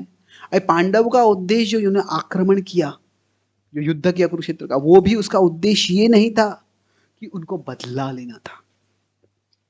अगर बदला लेना होता तो फिर वो पीस प्रपोजल रखते ही नहीं कभी। पर बदला उनका क्या था, जब वॉर भी हुआ, जब ऐसे जो जो क्रूरता जिन लोगों में होती है उनको कभी कभी पनिशमेंट डिसिप्लिन करना जरूरी है।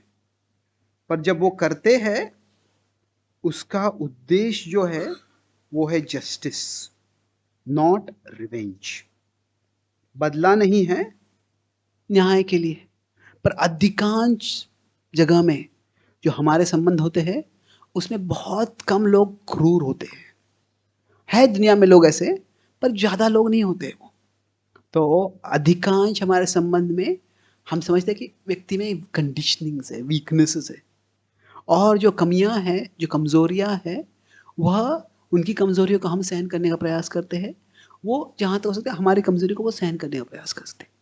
और ऐसे करेंगे तो क्या होगा कि जो हमारा जो कनेक्शन है वो और डीप हो जाएगा। तो अभी इससे क्या हो गया, भरत और राम इनमें जो कनेक्शन था और अच्छा हो गया। कैकेयी भी, अभी राम का कभी कैकेयी के प्रति गुणा का भाव नहीं था बिल्कुल, पर ये सब कैकेयी ने देखा किस तरह से राम ने आचरण किया है, तो उसके बाद में जो राम के प्रति अप्रिसिएशन था वो और बढ़ गया। तो कभी कभी अगर हम हमारा जो जब कोई कंडीशनिंग के कारण हम कुछ प्रोवोक हो रहे हैं, हमको कुछ गुस्सा आ रहा है, तो अगर हम शांत रहते हैं तो उससे क्या होगा, वो व्यक्ति तो समझ जाएगा और धीरे धीरे वो व्यक्ति अप्रिशिएट करेगा। और भले ही वो व्यक्ति अप्रिशिएट नहीं करेगा, पर क्या होता है कि अभी हम जब कार्य कर रहे हैं तो हम एक व्यक्ति का आदान प्रदान कर रहे हैं, पर उस समय क्या बाकी लोग भी देख रहे हैं, तो शायद वो व्यक्ति कभी बदलेगा भी नहीं, पर दूसरे व्यक्ति समझेगा अरे you are a cool headed person, कि यू आर, तुम अच्छे, तुम दिमाग ठंडा रख के बात काम करते हो, तुम you are a kind hearted person, आप अच्छे हृदय वाले हो। तो क्या है, भले ही वो संबंध भी इम्प्रूव ना हो तुरंत, पर बाकी संबंध हमारे इम्प्रूव हो सकते हैं। तो इस तरह से जो संसार दावानल है, ये जगत में जो अग्नि तो होने वाली है, वो कंडीशनिंग के कारण अग्नि होती है, पर उसको हम और बड़ा बनाने की जरूरत नहीं है। जितना हम कम कर सकते हैं उतना कम करें। और भगवान इस श्लोक में कहते हैं जो व्यक्ति ऐसे करता है, जो दूसरों से विचलित नहीं होता है और जो दूसरों को विचलित नहीं करता है, वो मुझे बहुत प्रिय हो जाता है। मुक्तो यह सच में प्रिया। तो ये एक तरह से केवल हम हमारे संबंध और अच्छा करने के लिए कर रहे हैं, पर इसके द्वारा हम भगवान को भी प्रसन्न कर सकते हैं। और जब भगवान से प्रसन्न करेंगे हम, तो उससे तो हमारा परम कल्याण है। न केवल उससे हमें भगवान अंतरंग रूप से शांति और शक्ति दे सकते हैं, उसके साथ साथ भगवान उस व्यक्ति के हृदय में भी है, उस व्यक्ति का हृदय भी परिवर्तित कर सकते हैं भगवान। तो इस तरह से ये जो है कि हम अगर ये भगवद्गीता का ज्ञान समझते हैं, उसको अनुष्ठित करने पर उसको हमारे जीवन में उतारने का प्रयास करते हैं, तो हम सब न केवल भगवान से अच्छा संबंध जोड़ सकते हैं, पर आजू बाजू के साथ भी लोग हैं उनसे भी हमारा संबंध और अच्छा हो सकता है। तो सारांश में जो चर्चा की हमने, कि हमने देखा कैसे है कि हम सब एक दूसरे को डिस्टर्ब करते हैं, तो वो डिस्टर्बेंस कैसे कम कर सके।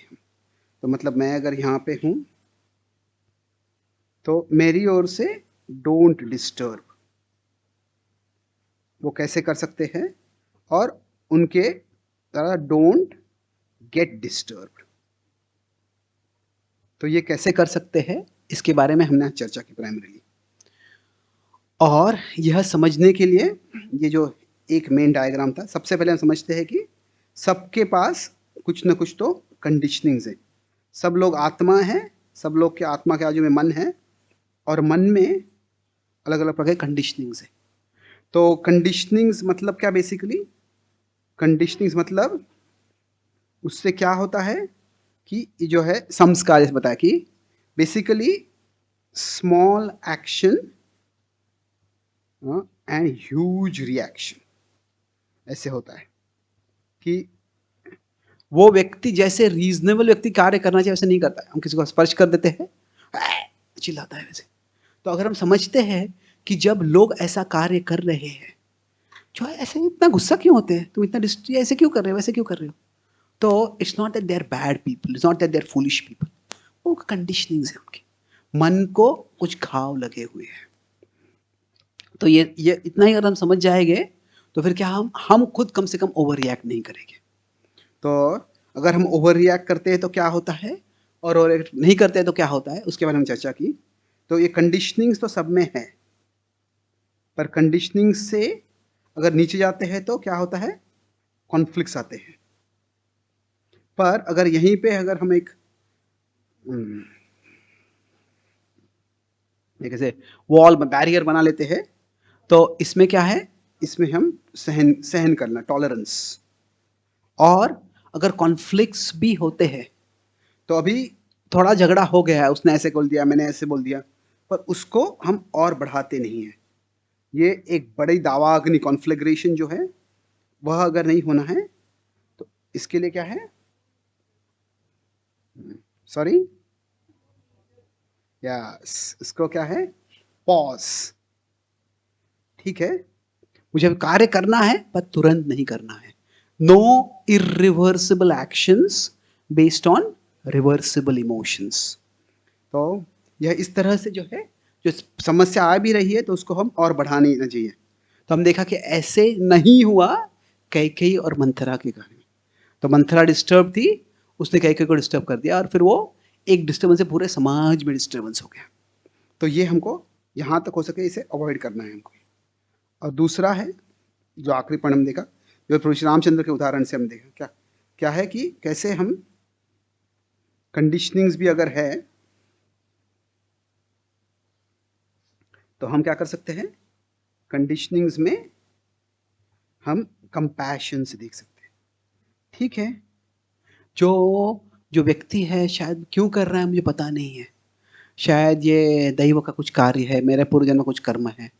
तो अगर हम थोड़ी समझ रखते हैं कि शायद मुझ में कुछ कमियां हैं, उनमें कुछ कमियां हैं, तो अभी ये अगर हम कंपैशन, अंडरस्टैंडिंग, काइंडनेस, कंपैशन, इसका भाव रखते हैं तो उसके द्वारा फिर क्या होगा, बाद में वो संबंध और अच्छा हो जाएगा, कनेक्शन और बढ़ जाएगा।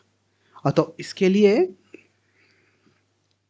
कंडीशनिंग से कंपैशन को जाने का खास करके एक फिलोसॉफिकल अंडरस्टैंडिंग होता है। तो ये बहुत फ़ायदा होता है कि जो मेरे साथ हो रहा है, ये व्यक्ति मैंने अभी ऐसे किया इसलिए ऐसे किया, ऐसे नहीं है। मेरे साथ कुछ हो रहा है तो शायद पूर्व का दैव हो सकता है, कुछ पूर्व जन्म का कर्म हो सकता है। तो इस अभी ये ओवर रिएक्ट नहीं करना है, थोड़ा बड़े पिक्चर में देखते हैं तो क्या वो फिलोसॉफिकल अंडरस्टैंडिंग से हम थोड़ा काइंडनेस से देख सकते हैं। जैसे मैं बता रहा था कि जब वो किसी से मुझे मार लग गया तो बाद में देखा, करे इसको तो डाउन सिंड्रोम है। तो वैसे अभी वो क्यों कार्य कर रहे हैं, थोड़ा भगवता के ज्ञान से हमारी दृष्टि थोड़ी और विस्तारित बन जाती है। और फिर जो हम कंपैशन से कार्य करते हैं तो फिर उसके बाद शायद हम उस व्यक्ति को नहीं समझा पाएंगे, पर कोई और व्यक्ति उस व्यक्ति को, कोई और उस व्यक्ति को समझा देगा। या क्या वो व्यक्ति भले ही कभी नहीं समझेगा पर कोई और व्यक्ति समझ जाएगा। तो अगर उस व्यक्ति में बाद में रिग्रेट और रिफॉर्म आ जाता है कि मैंने कुछ गलत किया, मुझे कुछ परिवर्तन करना है, तो फिर क्या उससे हमारा संबंध और बढ़ जाता है। और अगर कुछ ऐसी परिस्थिति में ऐसे नहीं हुआ है तो फिर हमें क्या करना है, तभी हमें जो है डिसिप्लिन करना जरूरी है, जिसे पांडवों ने कौरवों के साथ करना पड़ा। पर अधिकांश परिस्थितियों में हमारे से संबंध में समस्या आती है, वो लोगों में विकेडनेस के कारण नहीं होती है। ऐसे नहीं कि वो बुरा करने में वो आनंद लेते हैं, उनमें कमजोरियां है तो उसके कारण वो कभी बुरा कर देते हैं। तो अगर हम अंडरस्टैंडिंग और फॉरगिवनेस रख सकते हैं तो उससे हम भगवान को प्रिय होते हैं और हमारे एक दूसरे के संबंध भी हम अच्छे बना सकते हैं। बहुत बहुत धन्यवाद। हरे कृष्णा। किसी का कोई सवाल है?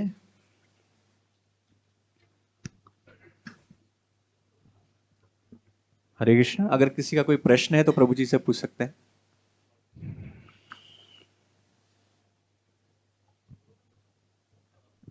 आप इधर आओ। बोलिए।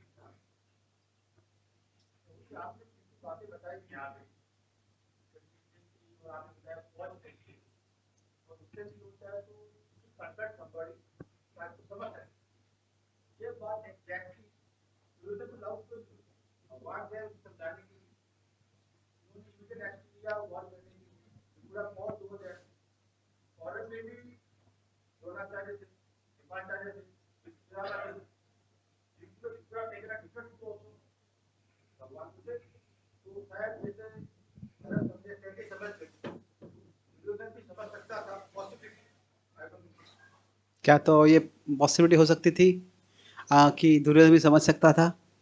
कैसे होता है कि कि कैसे है कि जब हम कुछ कार्य करना होता है तो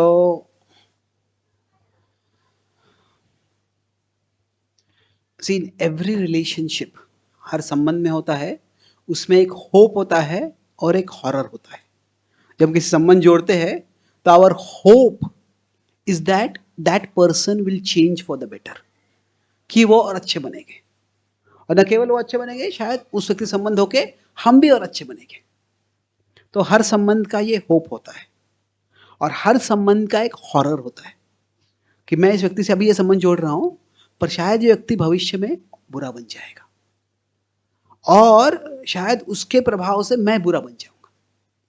तो ये हर संबंध में ये एक होप और हॉरर होता है। तो अभी we have to be realistic. लोगों में परिवर्तन हो सकता है, पर जो दुर्योधन था कि उसने ऐसे नहीं कि कृष्ण अकेले गए थे। अगर हम देखते हैं तो 3 राउंड्स हुए पीस नेगोशिएशंस के, कि सबसे पहले जब अज्ञातवास खत्म हो गया तो द्रुपद ने अपने ब्राह्मण प्रीस्ट को भेजा शांति के प्रस्ताव के साथ। फिर उसके बाद में दुर्योधन ने, धृतराष्ट्र ने संजय को भेजा। फिर उसके बाद में फाइनली कृष्ण आए स्वयं।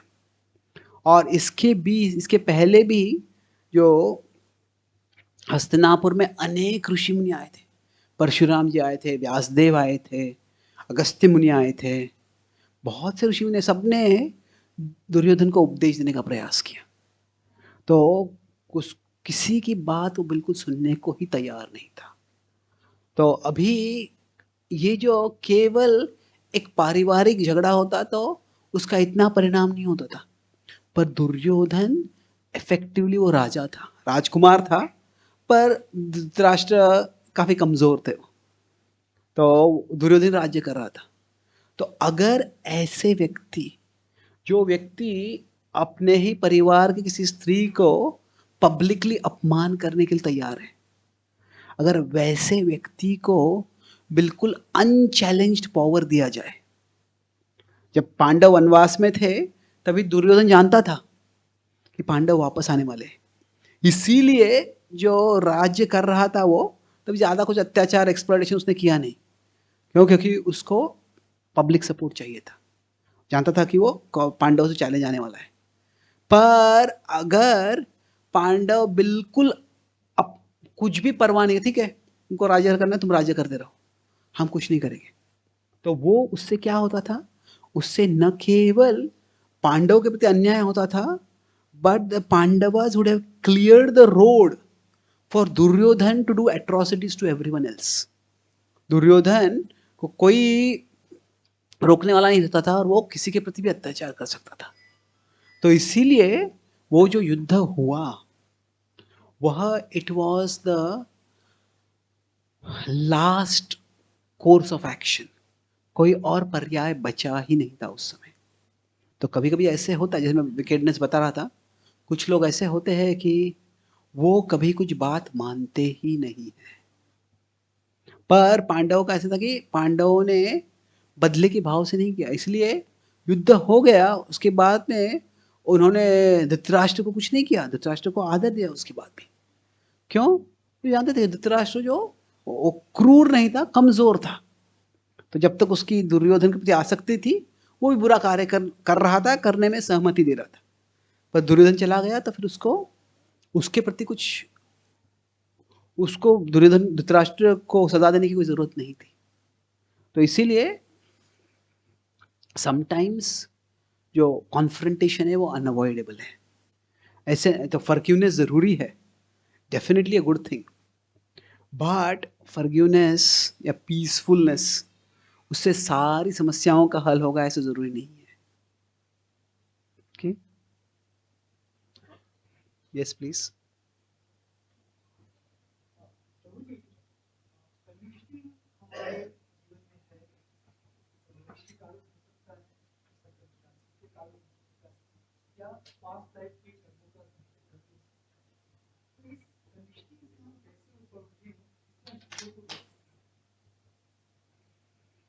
कंडीशनिंग के ऊपर हम कैसे उठ सकते हैं? थैंक यू, अच्छा सवाल है। कैसे है?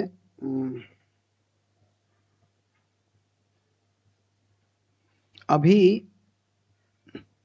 कंडीशनिंग्स जो हमारे हैं उसको हम ब्रॉडली 3 अप्रोचेस कर ले सकते हैं। एक है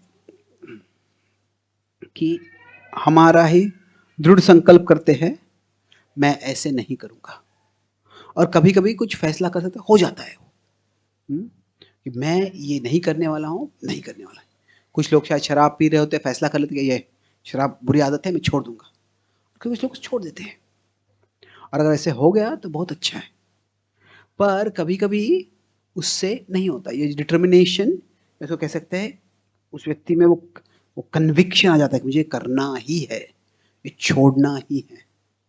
अगर वो नहीं होता है उससे से, वे दूसरा है एसोसिएशन, कि कभी कभी हम खुद अकेले उसको छोड़ नहीं सकते, तो हमें ऐसे संग में जाना है जहां पे वो छोड़ना आसान हो जाएगा।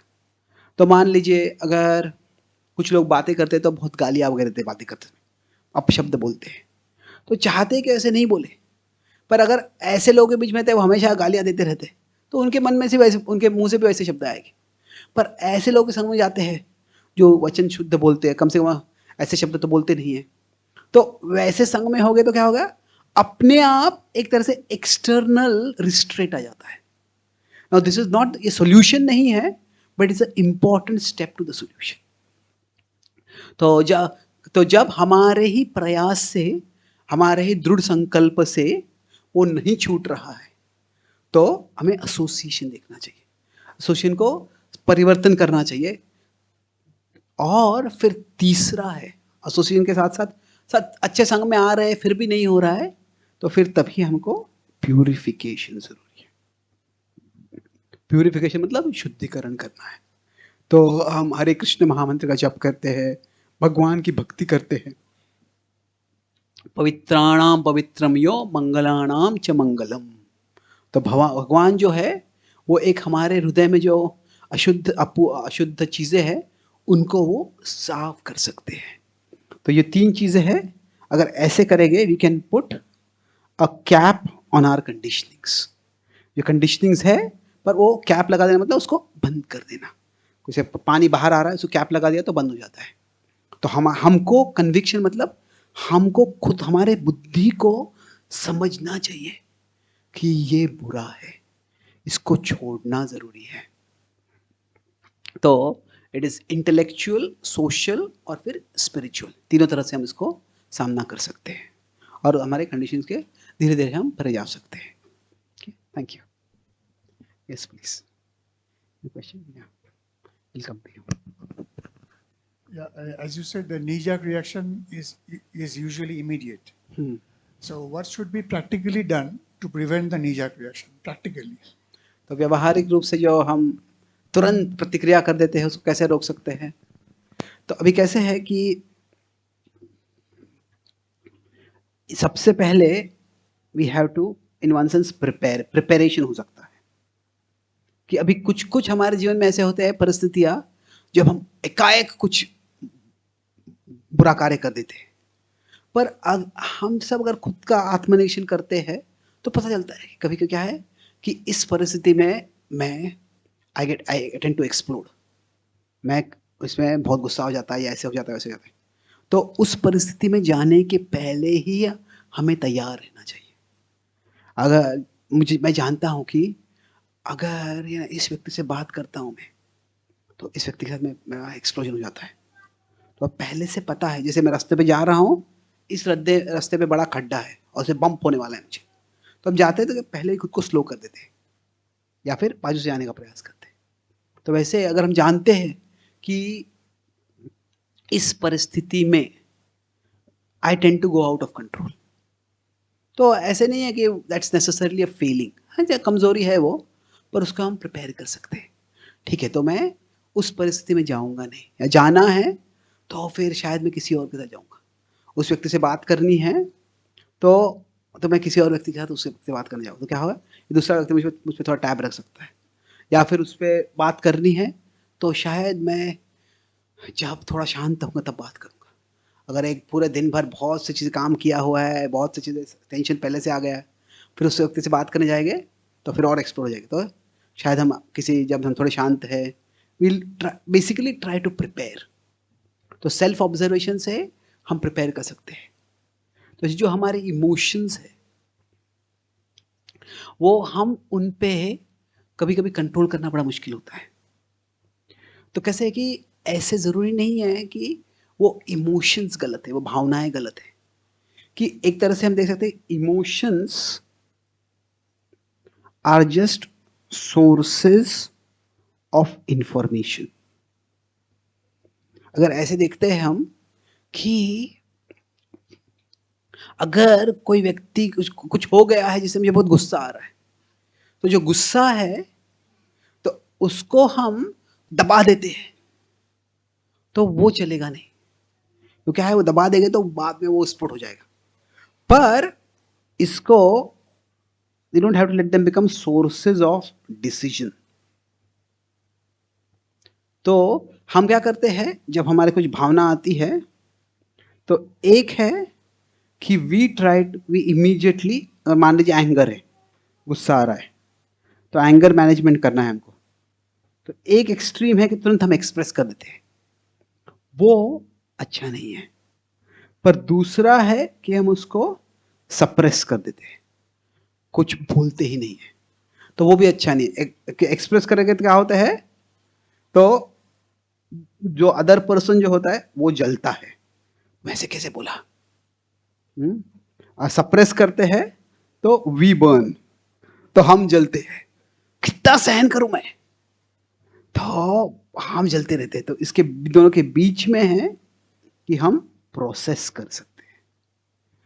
ठीक है, प्रोसेस करना मतलब कि मुझे अभी बहुत गुस्सा आ रहा है, तो ये क्यों गुस्सा आ रहा है, तो शायद ये व्यक्ति ने ऐसे किया, ठीक है, वो व्यक्ति ने ऐसे किया, तो किसी और व्यक्ति ने वैसे किया तो क्या मुझे गुस्सा आता था, किसी और परिस्थिति में अगर होता तो गुस्सा आता था।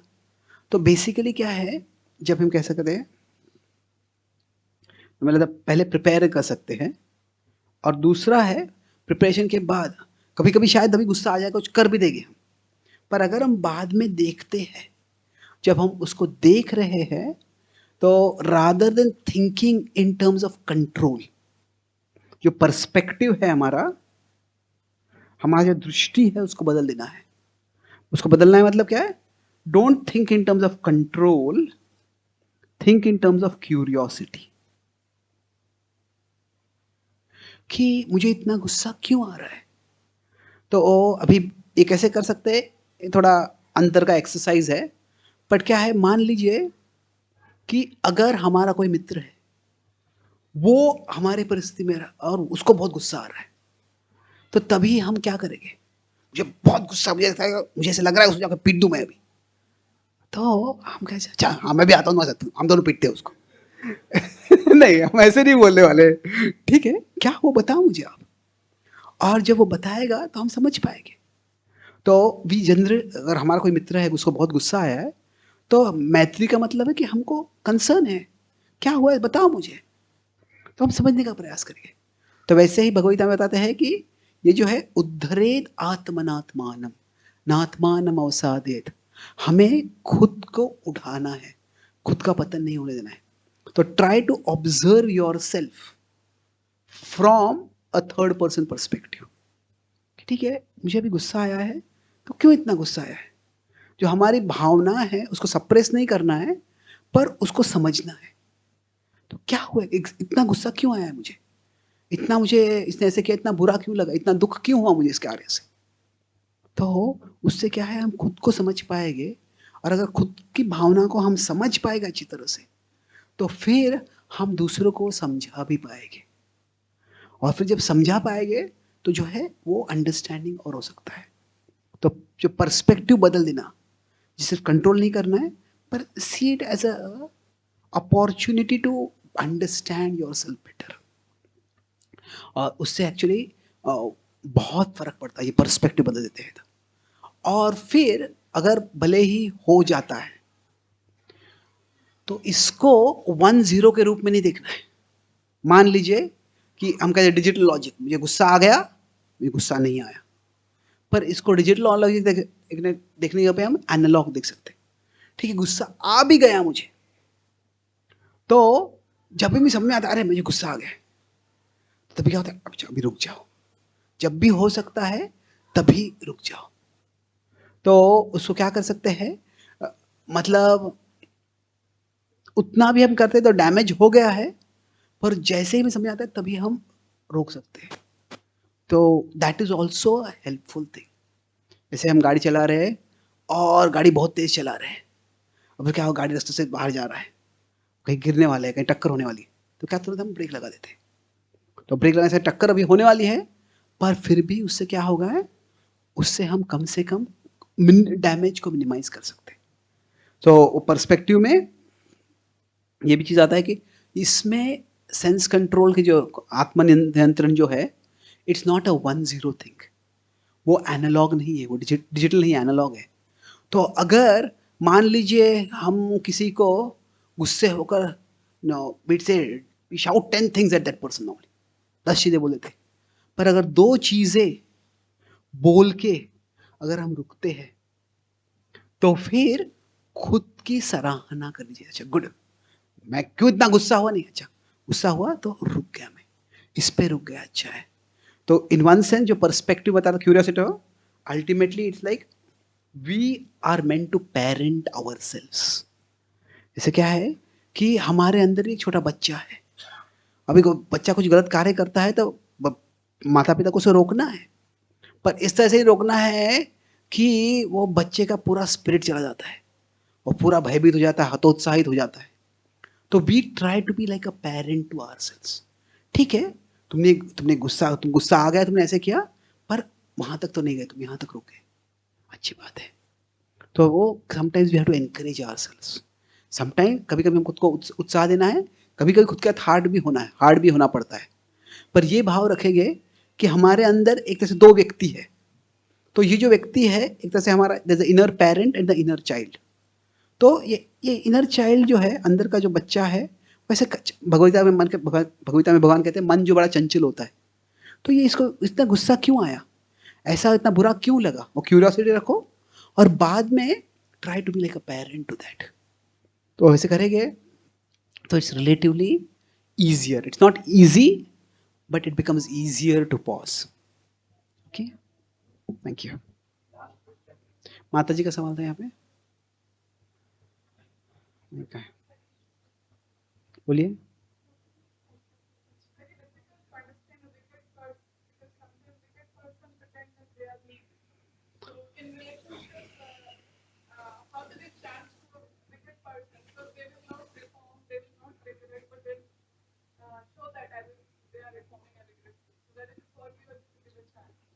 ओके, तो कोई क्रूर व्यक्ति है, तो कभी क्रूर व्यक्ति धूर्त भी होते हैं, तो वो दिखाते नहीं है, ऐसे दिखावा करते हैं कि वो परिवर्तन कर रहे हैं, परिवर्तन करेंगे। तो कैसे है कि हमें इसको इन जनरल इसमें कोई स्पेसिफिक फॉर्मूला नहीं है, पर 2 थिंग्स होते हैं, हमारा इंटेलिजेंस और हमारा एक्सपीरियंस। ये 2 चीजें हमें देखें। हमारे बुद्धि का इस्तेमाल करते हैं, तो ठीक है, इस परिस्थिति में किसी से गलती हो जाती है, पर अनुभव से अगर वही गलती एक बार, दो बार, तीसरी बार, 10 बार हो रही है, तो फिर हमें देखना है कि क्या है, कि ये क्यों हो रही है। क्या समटाइम्स कुछ कंडीशनिंग होती है और वो that conditioning you can live with it, पर कुछ कुछ ऐसी कंडीशनिंग होती है कि उससे it's very difficult to even live with that conditioning. तो फिर that time we may have to decide.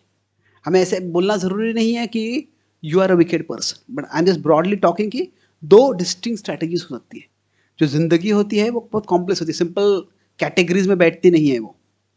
तो कभी कभी इस समय पे मेरे अनुभव के अनुसार जो है, मुझे जो लगता है कि ये जो आई डोंट, मुझे नहीं लगता कि ये व्यक्ति परिवर्तन करने में सिंसियर है।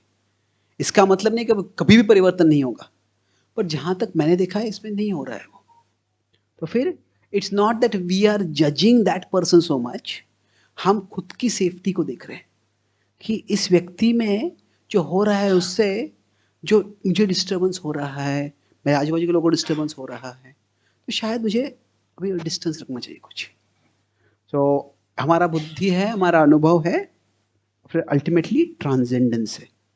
भगवान से हमें प्रार्थना करनी है कि हमारे सारे विचार जो है, शायद हम कहीं लिख सकते हैं कि ये ऐसे हुआ, ये ऐसे हुआ, ऐसे ये सारा अनुभव है।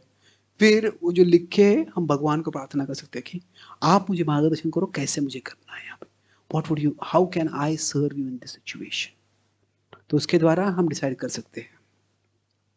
तो तुरंत हमें विकेट लोगों के साथ भी उनको पनिश करना या डिसिप्लिन करना है जरूरी नहीं है। Sometimes you can just keep a distance and watch. तो समटाइम्स कभी कभी ऐसे होता है कि किसी संबंध में थोड़ा डिस्टेंस लाते हैं, तो फिर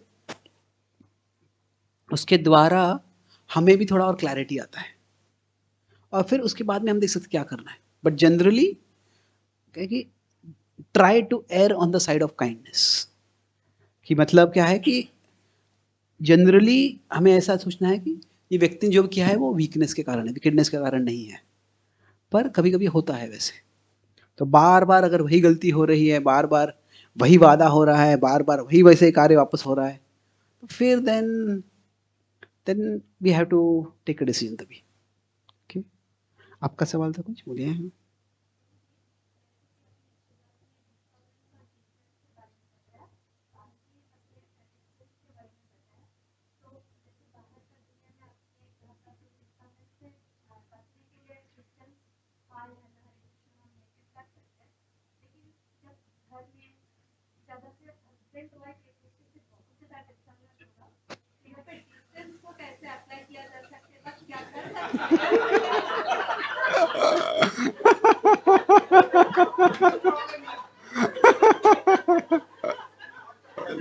तो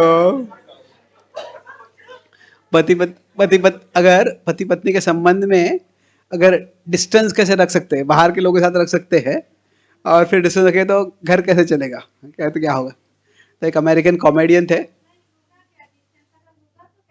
डिस्टेंस हुआ तो कैसे हो सकता है, क्या मतलब है। तो एक अमेरिकन कॉमेडियन है, उसने कहा था कि माय वाइफ एंड आई, मेरी पत्नी और हम अलग अलग कमरे में रहते हैं, अलग अलग टेबल पे खाना खाते हैं, अलग अलग टीवी देखते हैं, अलग अलग कार चलाते हैं, अलग अलग दरवाज़ों से आते और जाते हैं। हमारा विवाह रखने के लिए हम सब कुछ कर रहे हैं।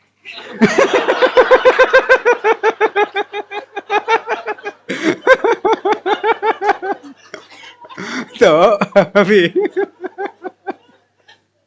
तो अभी दिस इज ऑलमोस्ट लाइक वो शेल हो गया है पूरा।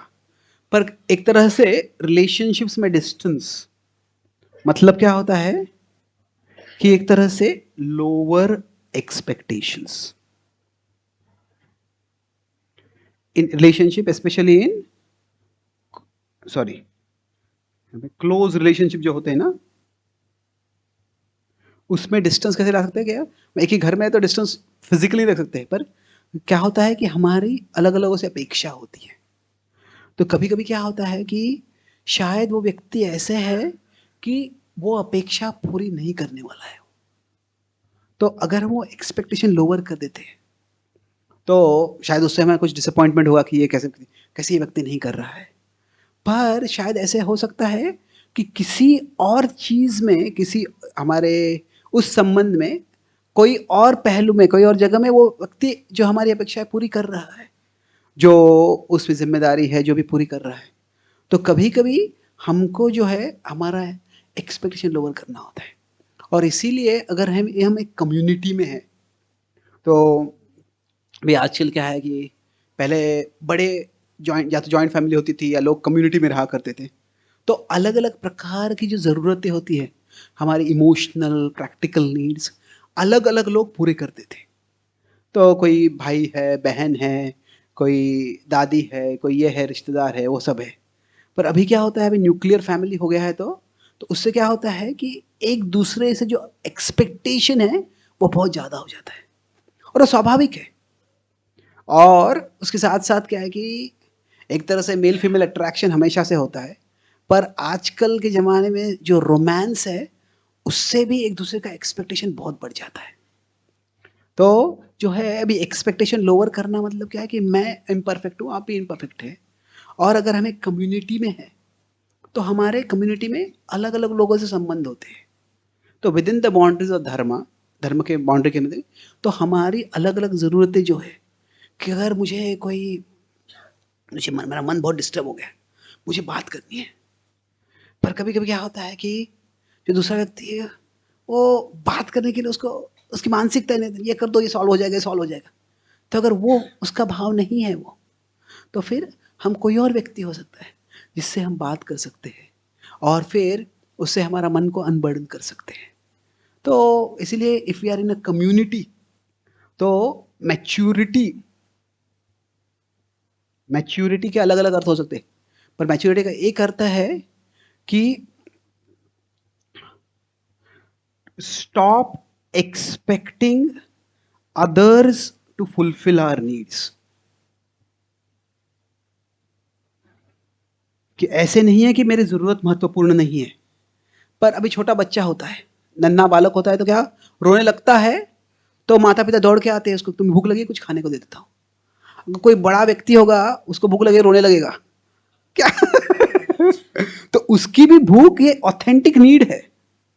पर जो थोड़ा बड़ा व्यक्ति को समझता है कि अगर मेरी भूख को पूरा करना है तो वो भूख को पूरी करने की जिम्मेदारी मेरी है, किसी और की नहीं है। पूरा करना ज़रूरी है, पर शायद मुझे कुछ करना चाहिए, मुझे कुछ खरीदना चाहिए, कुछ प्राप्त करना चाहिए। तो जब हम मैच्योर होते हैं तो उसके एक लक्षण है कि हम समझते हैं कि no one is oblige to fulfil my needs. मेरी ज़रूरत है, वो ऐसे नहीं है कि दूसरे को कि वो फुलफिल करेगा ही। इसका मतलब नहीं कि मेरी ज़रूरत सही नहीं है, but stop expecting, demanding, insisting from others. तो शायद हमारे अनेक संबंध होते हैं, इसलिए अगर हम भक्ति में करते हैं, भक्ति केवल एक हमारा भगवान से संबंध नहीं है, हम एक समुदाय कम्युनिटी में आते हैं। तो इसमें अलग अलग संबंध होते हैं, अलग अलग संबंधों से हमारे अलग ज़रूरतें पूरी होती हैं। तो उससे क्या होता है कि वो जो डिस्टेंस है वो फिजिकल डिस्टेंस नहीं है, पर वो एक लोअरिंग ऑफ अपेक्षाओं थोड़ा कम करना है। तो वैसे कर सकते हैं तो वो संबंध, शायद वो व्यक्ति अगर वो अपेक्षा पूरा करता तो हमारा बहुत क्लोज संबंध होता था। पर क्लोज संबंध नहीं है तो इसका मतलब नहीं कि जीरो संबंध होना चाहिए। ठीक है, क्लोज नहीं हो फिर भी ओके संबंध है हमारा, ये इस चीज़ों में हम दोनों साथ में हैं, हम दोनों साथ में कार्य कर रहे हैं, ये जिम्मेदारी हम पूरी कर रहे हैं, पर ये मैं इनसे अपेक्षा नहीं कर सकते, पर वो हम अप्रोप्रिएटली फुलफिल कर सकते हैं। Okay, thank you very much. Shrimad Bhagavad Gita की, श्रील प्रभुपाद की, गौर भक्त वृंद की, गौर प्रेमानंदे। हरे कृष्ण। प्रभु जी, आपकी बुक के बारे में थोड़ा बता। हाँ, हरे कृष्ण। तो मैंने आज बहुत कुछ जो बताया उसमें काफ़ी कुछ इस किताब से है। ये जो है you are not your mind, you are better, कि कैसे हम हमारे मन से अलग है।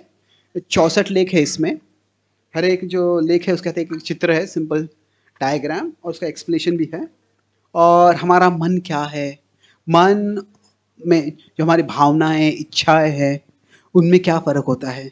जो हमारा डिटर्मिनेशन होता है वो कहाँ से आता है? कुछ लोगों में डिटर्मिनेशन ज़्यादा क्यों होता है, कुछ लोगों में कम क्यों होता है? जब हमारा मन सहयोग नहीं करता है तो तभी हमें कैसे कार्य करना चाहिए? तो दूसरों का मन और हमारा मन जब नहीं मिलता है तो फिर वो संबंध में कैसे हमें कार्य करना चाहिए? ऐसे सवाल 64 सवालों के जवाब इस किताब में है। तो किसी को चाहिए तो ये किताब यहाँ पे अवेलेबल है और मैं भी कुछ समय के लिए होऊंगा। कुछ अगर साइन चाहिए तो मैं साइन भी करके दे सकता हूँ। बहुत बहुत धन्यवाद। हरे कृष्णा। ही बोल। तो अभी हमने प्रभु जी का 1 घंटे 46 मिनट का लेक्चर सुना और आपको सुनने के बाद आप सभी समझ गए होंगे आप रिलेशनशिप में कितना सुधार कर सकते हैं। तो ये 146 पेज की बुक है, तो इसको पढ़ने के बाद क्या क्या अंतर आ सकता है तो वो भी आप सोचिए। तो हमारे पास बहुत सुनहरा अवसर है, प्रभु जी भी हमारे सामने उपस्थित हैं, तो प्रभु जी के आशीर्वाद से उनके साइन के साथ अगर हमें बुक चाहिए तो हम इसको ले सकते हैं। इस बुक की जो कॉस्ट है 200 रुपीज और शायक प्रभु यहाँ पर हैं। प्रभु जी आप खड़े हो जाएंगे बार। तो प्रभु जी यहाँ पर हैं, आप उनको लक्ष्मी दे सकते हैं और ये बुक लेके प्रभु जी से साइन करा के ले सकते हैं। हरे कृष्णा। तो ये इस लेक्चर सुनने के बाद तो जिनको भी चाहिए प्रभु जी यहीं रहेंगे। हाँ, आप प्रभु जी के पास आके उनसे ले सकते हैं। प्रभु जी विल बी हियर, यहीं इसी जगह पे। तो आइए अपने पूरे हृदय के साथ प्रभु जी को धन्यवाद देते हैं इस सुंदर मार्गदर्शन के लिए। एक बार 3 बार जोर से हरि बोल बोलकर हरि बोल, हरि बोल, हरि बोल। हिज ग्रेस चैतन्य चरण प्रभु की। और इसके बाद 5 मिनट डांसिंग कीर्तन्स होंगे। तो आप सभी से निवेदन है अपने स्थान पर डांसिंग कीर्तन्स के लिए खड़े हो जाएं और उसके बाद सभी के लिए प्रसादम की व्यवस्था भी की गई है।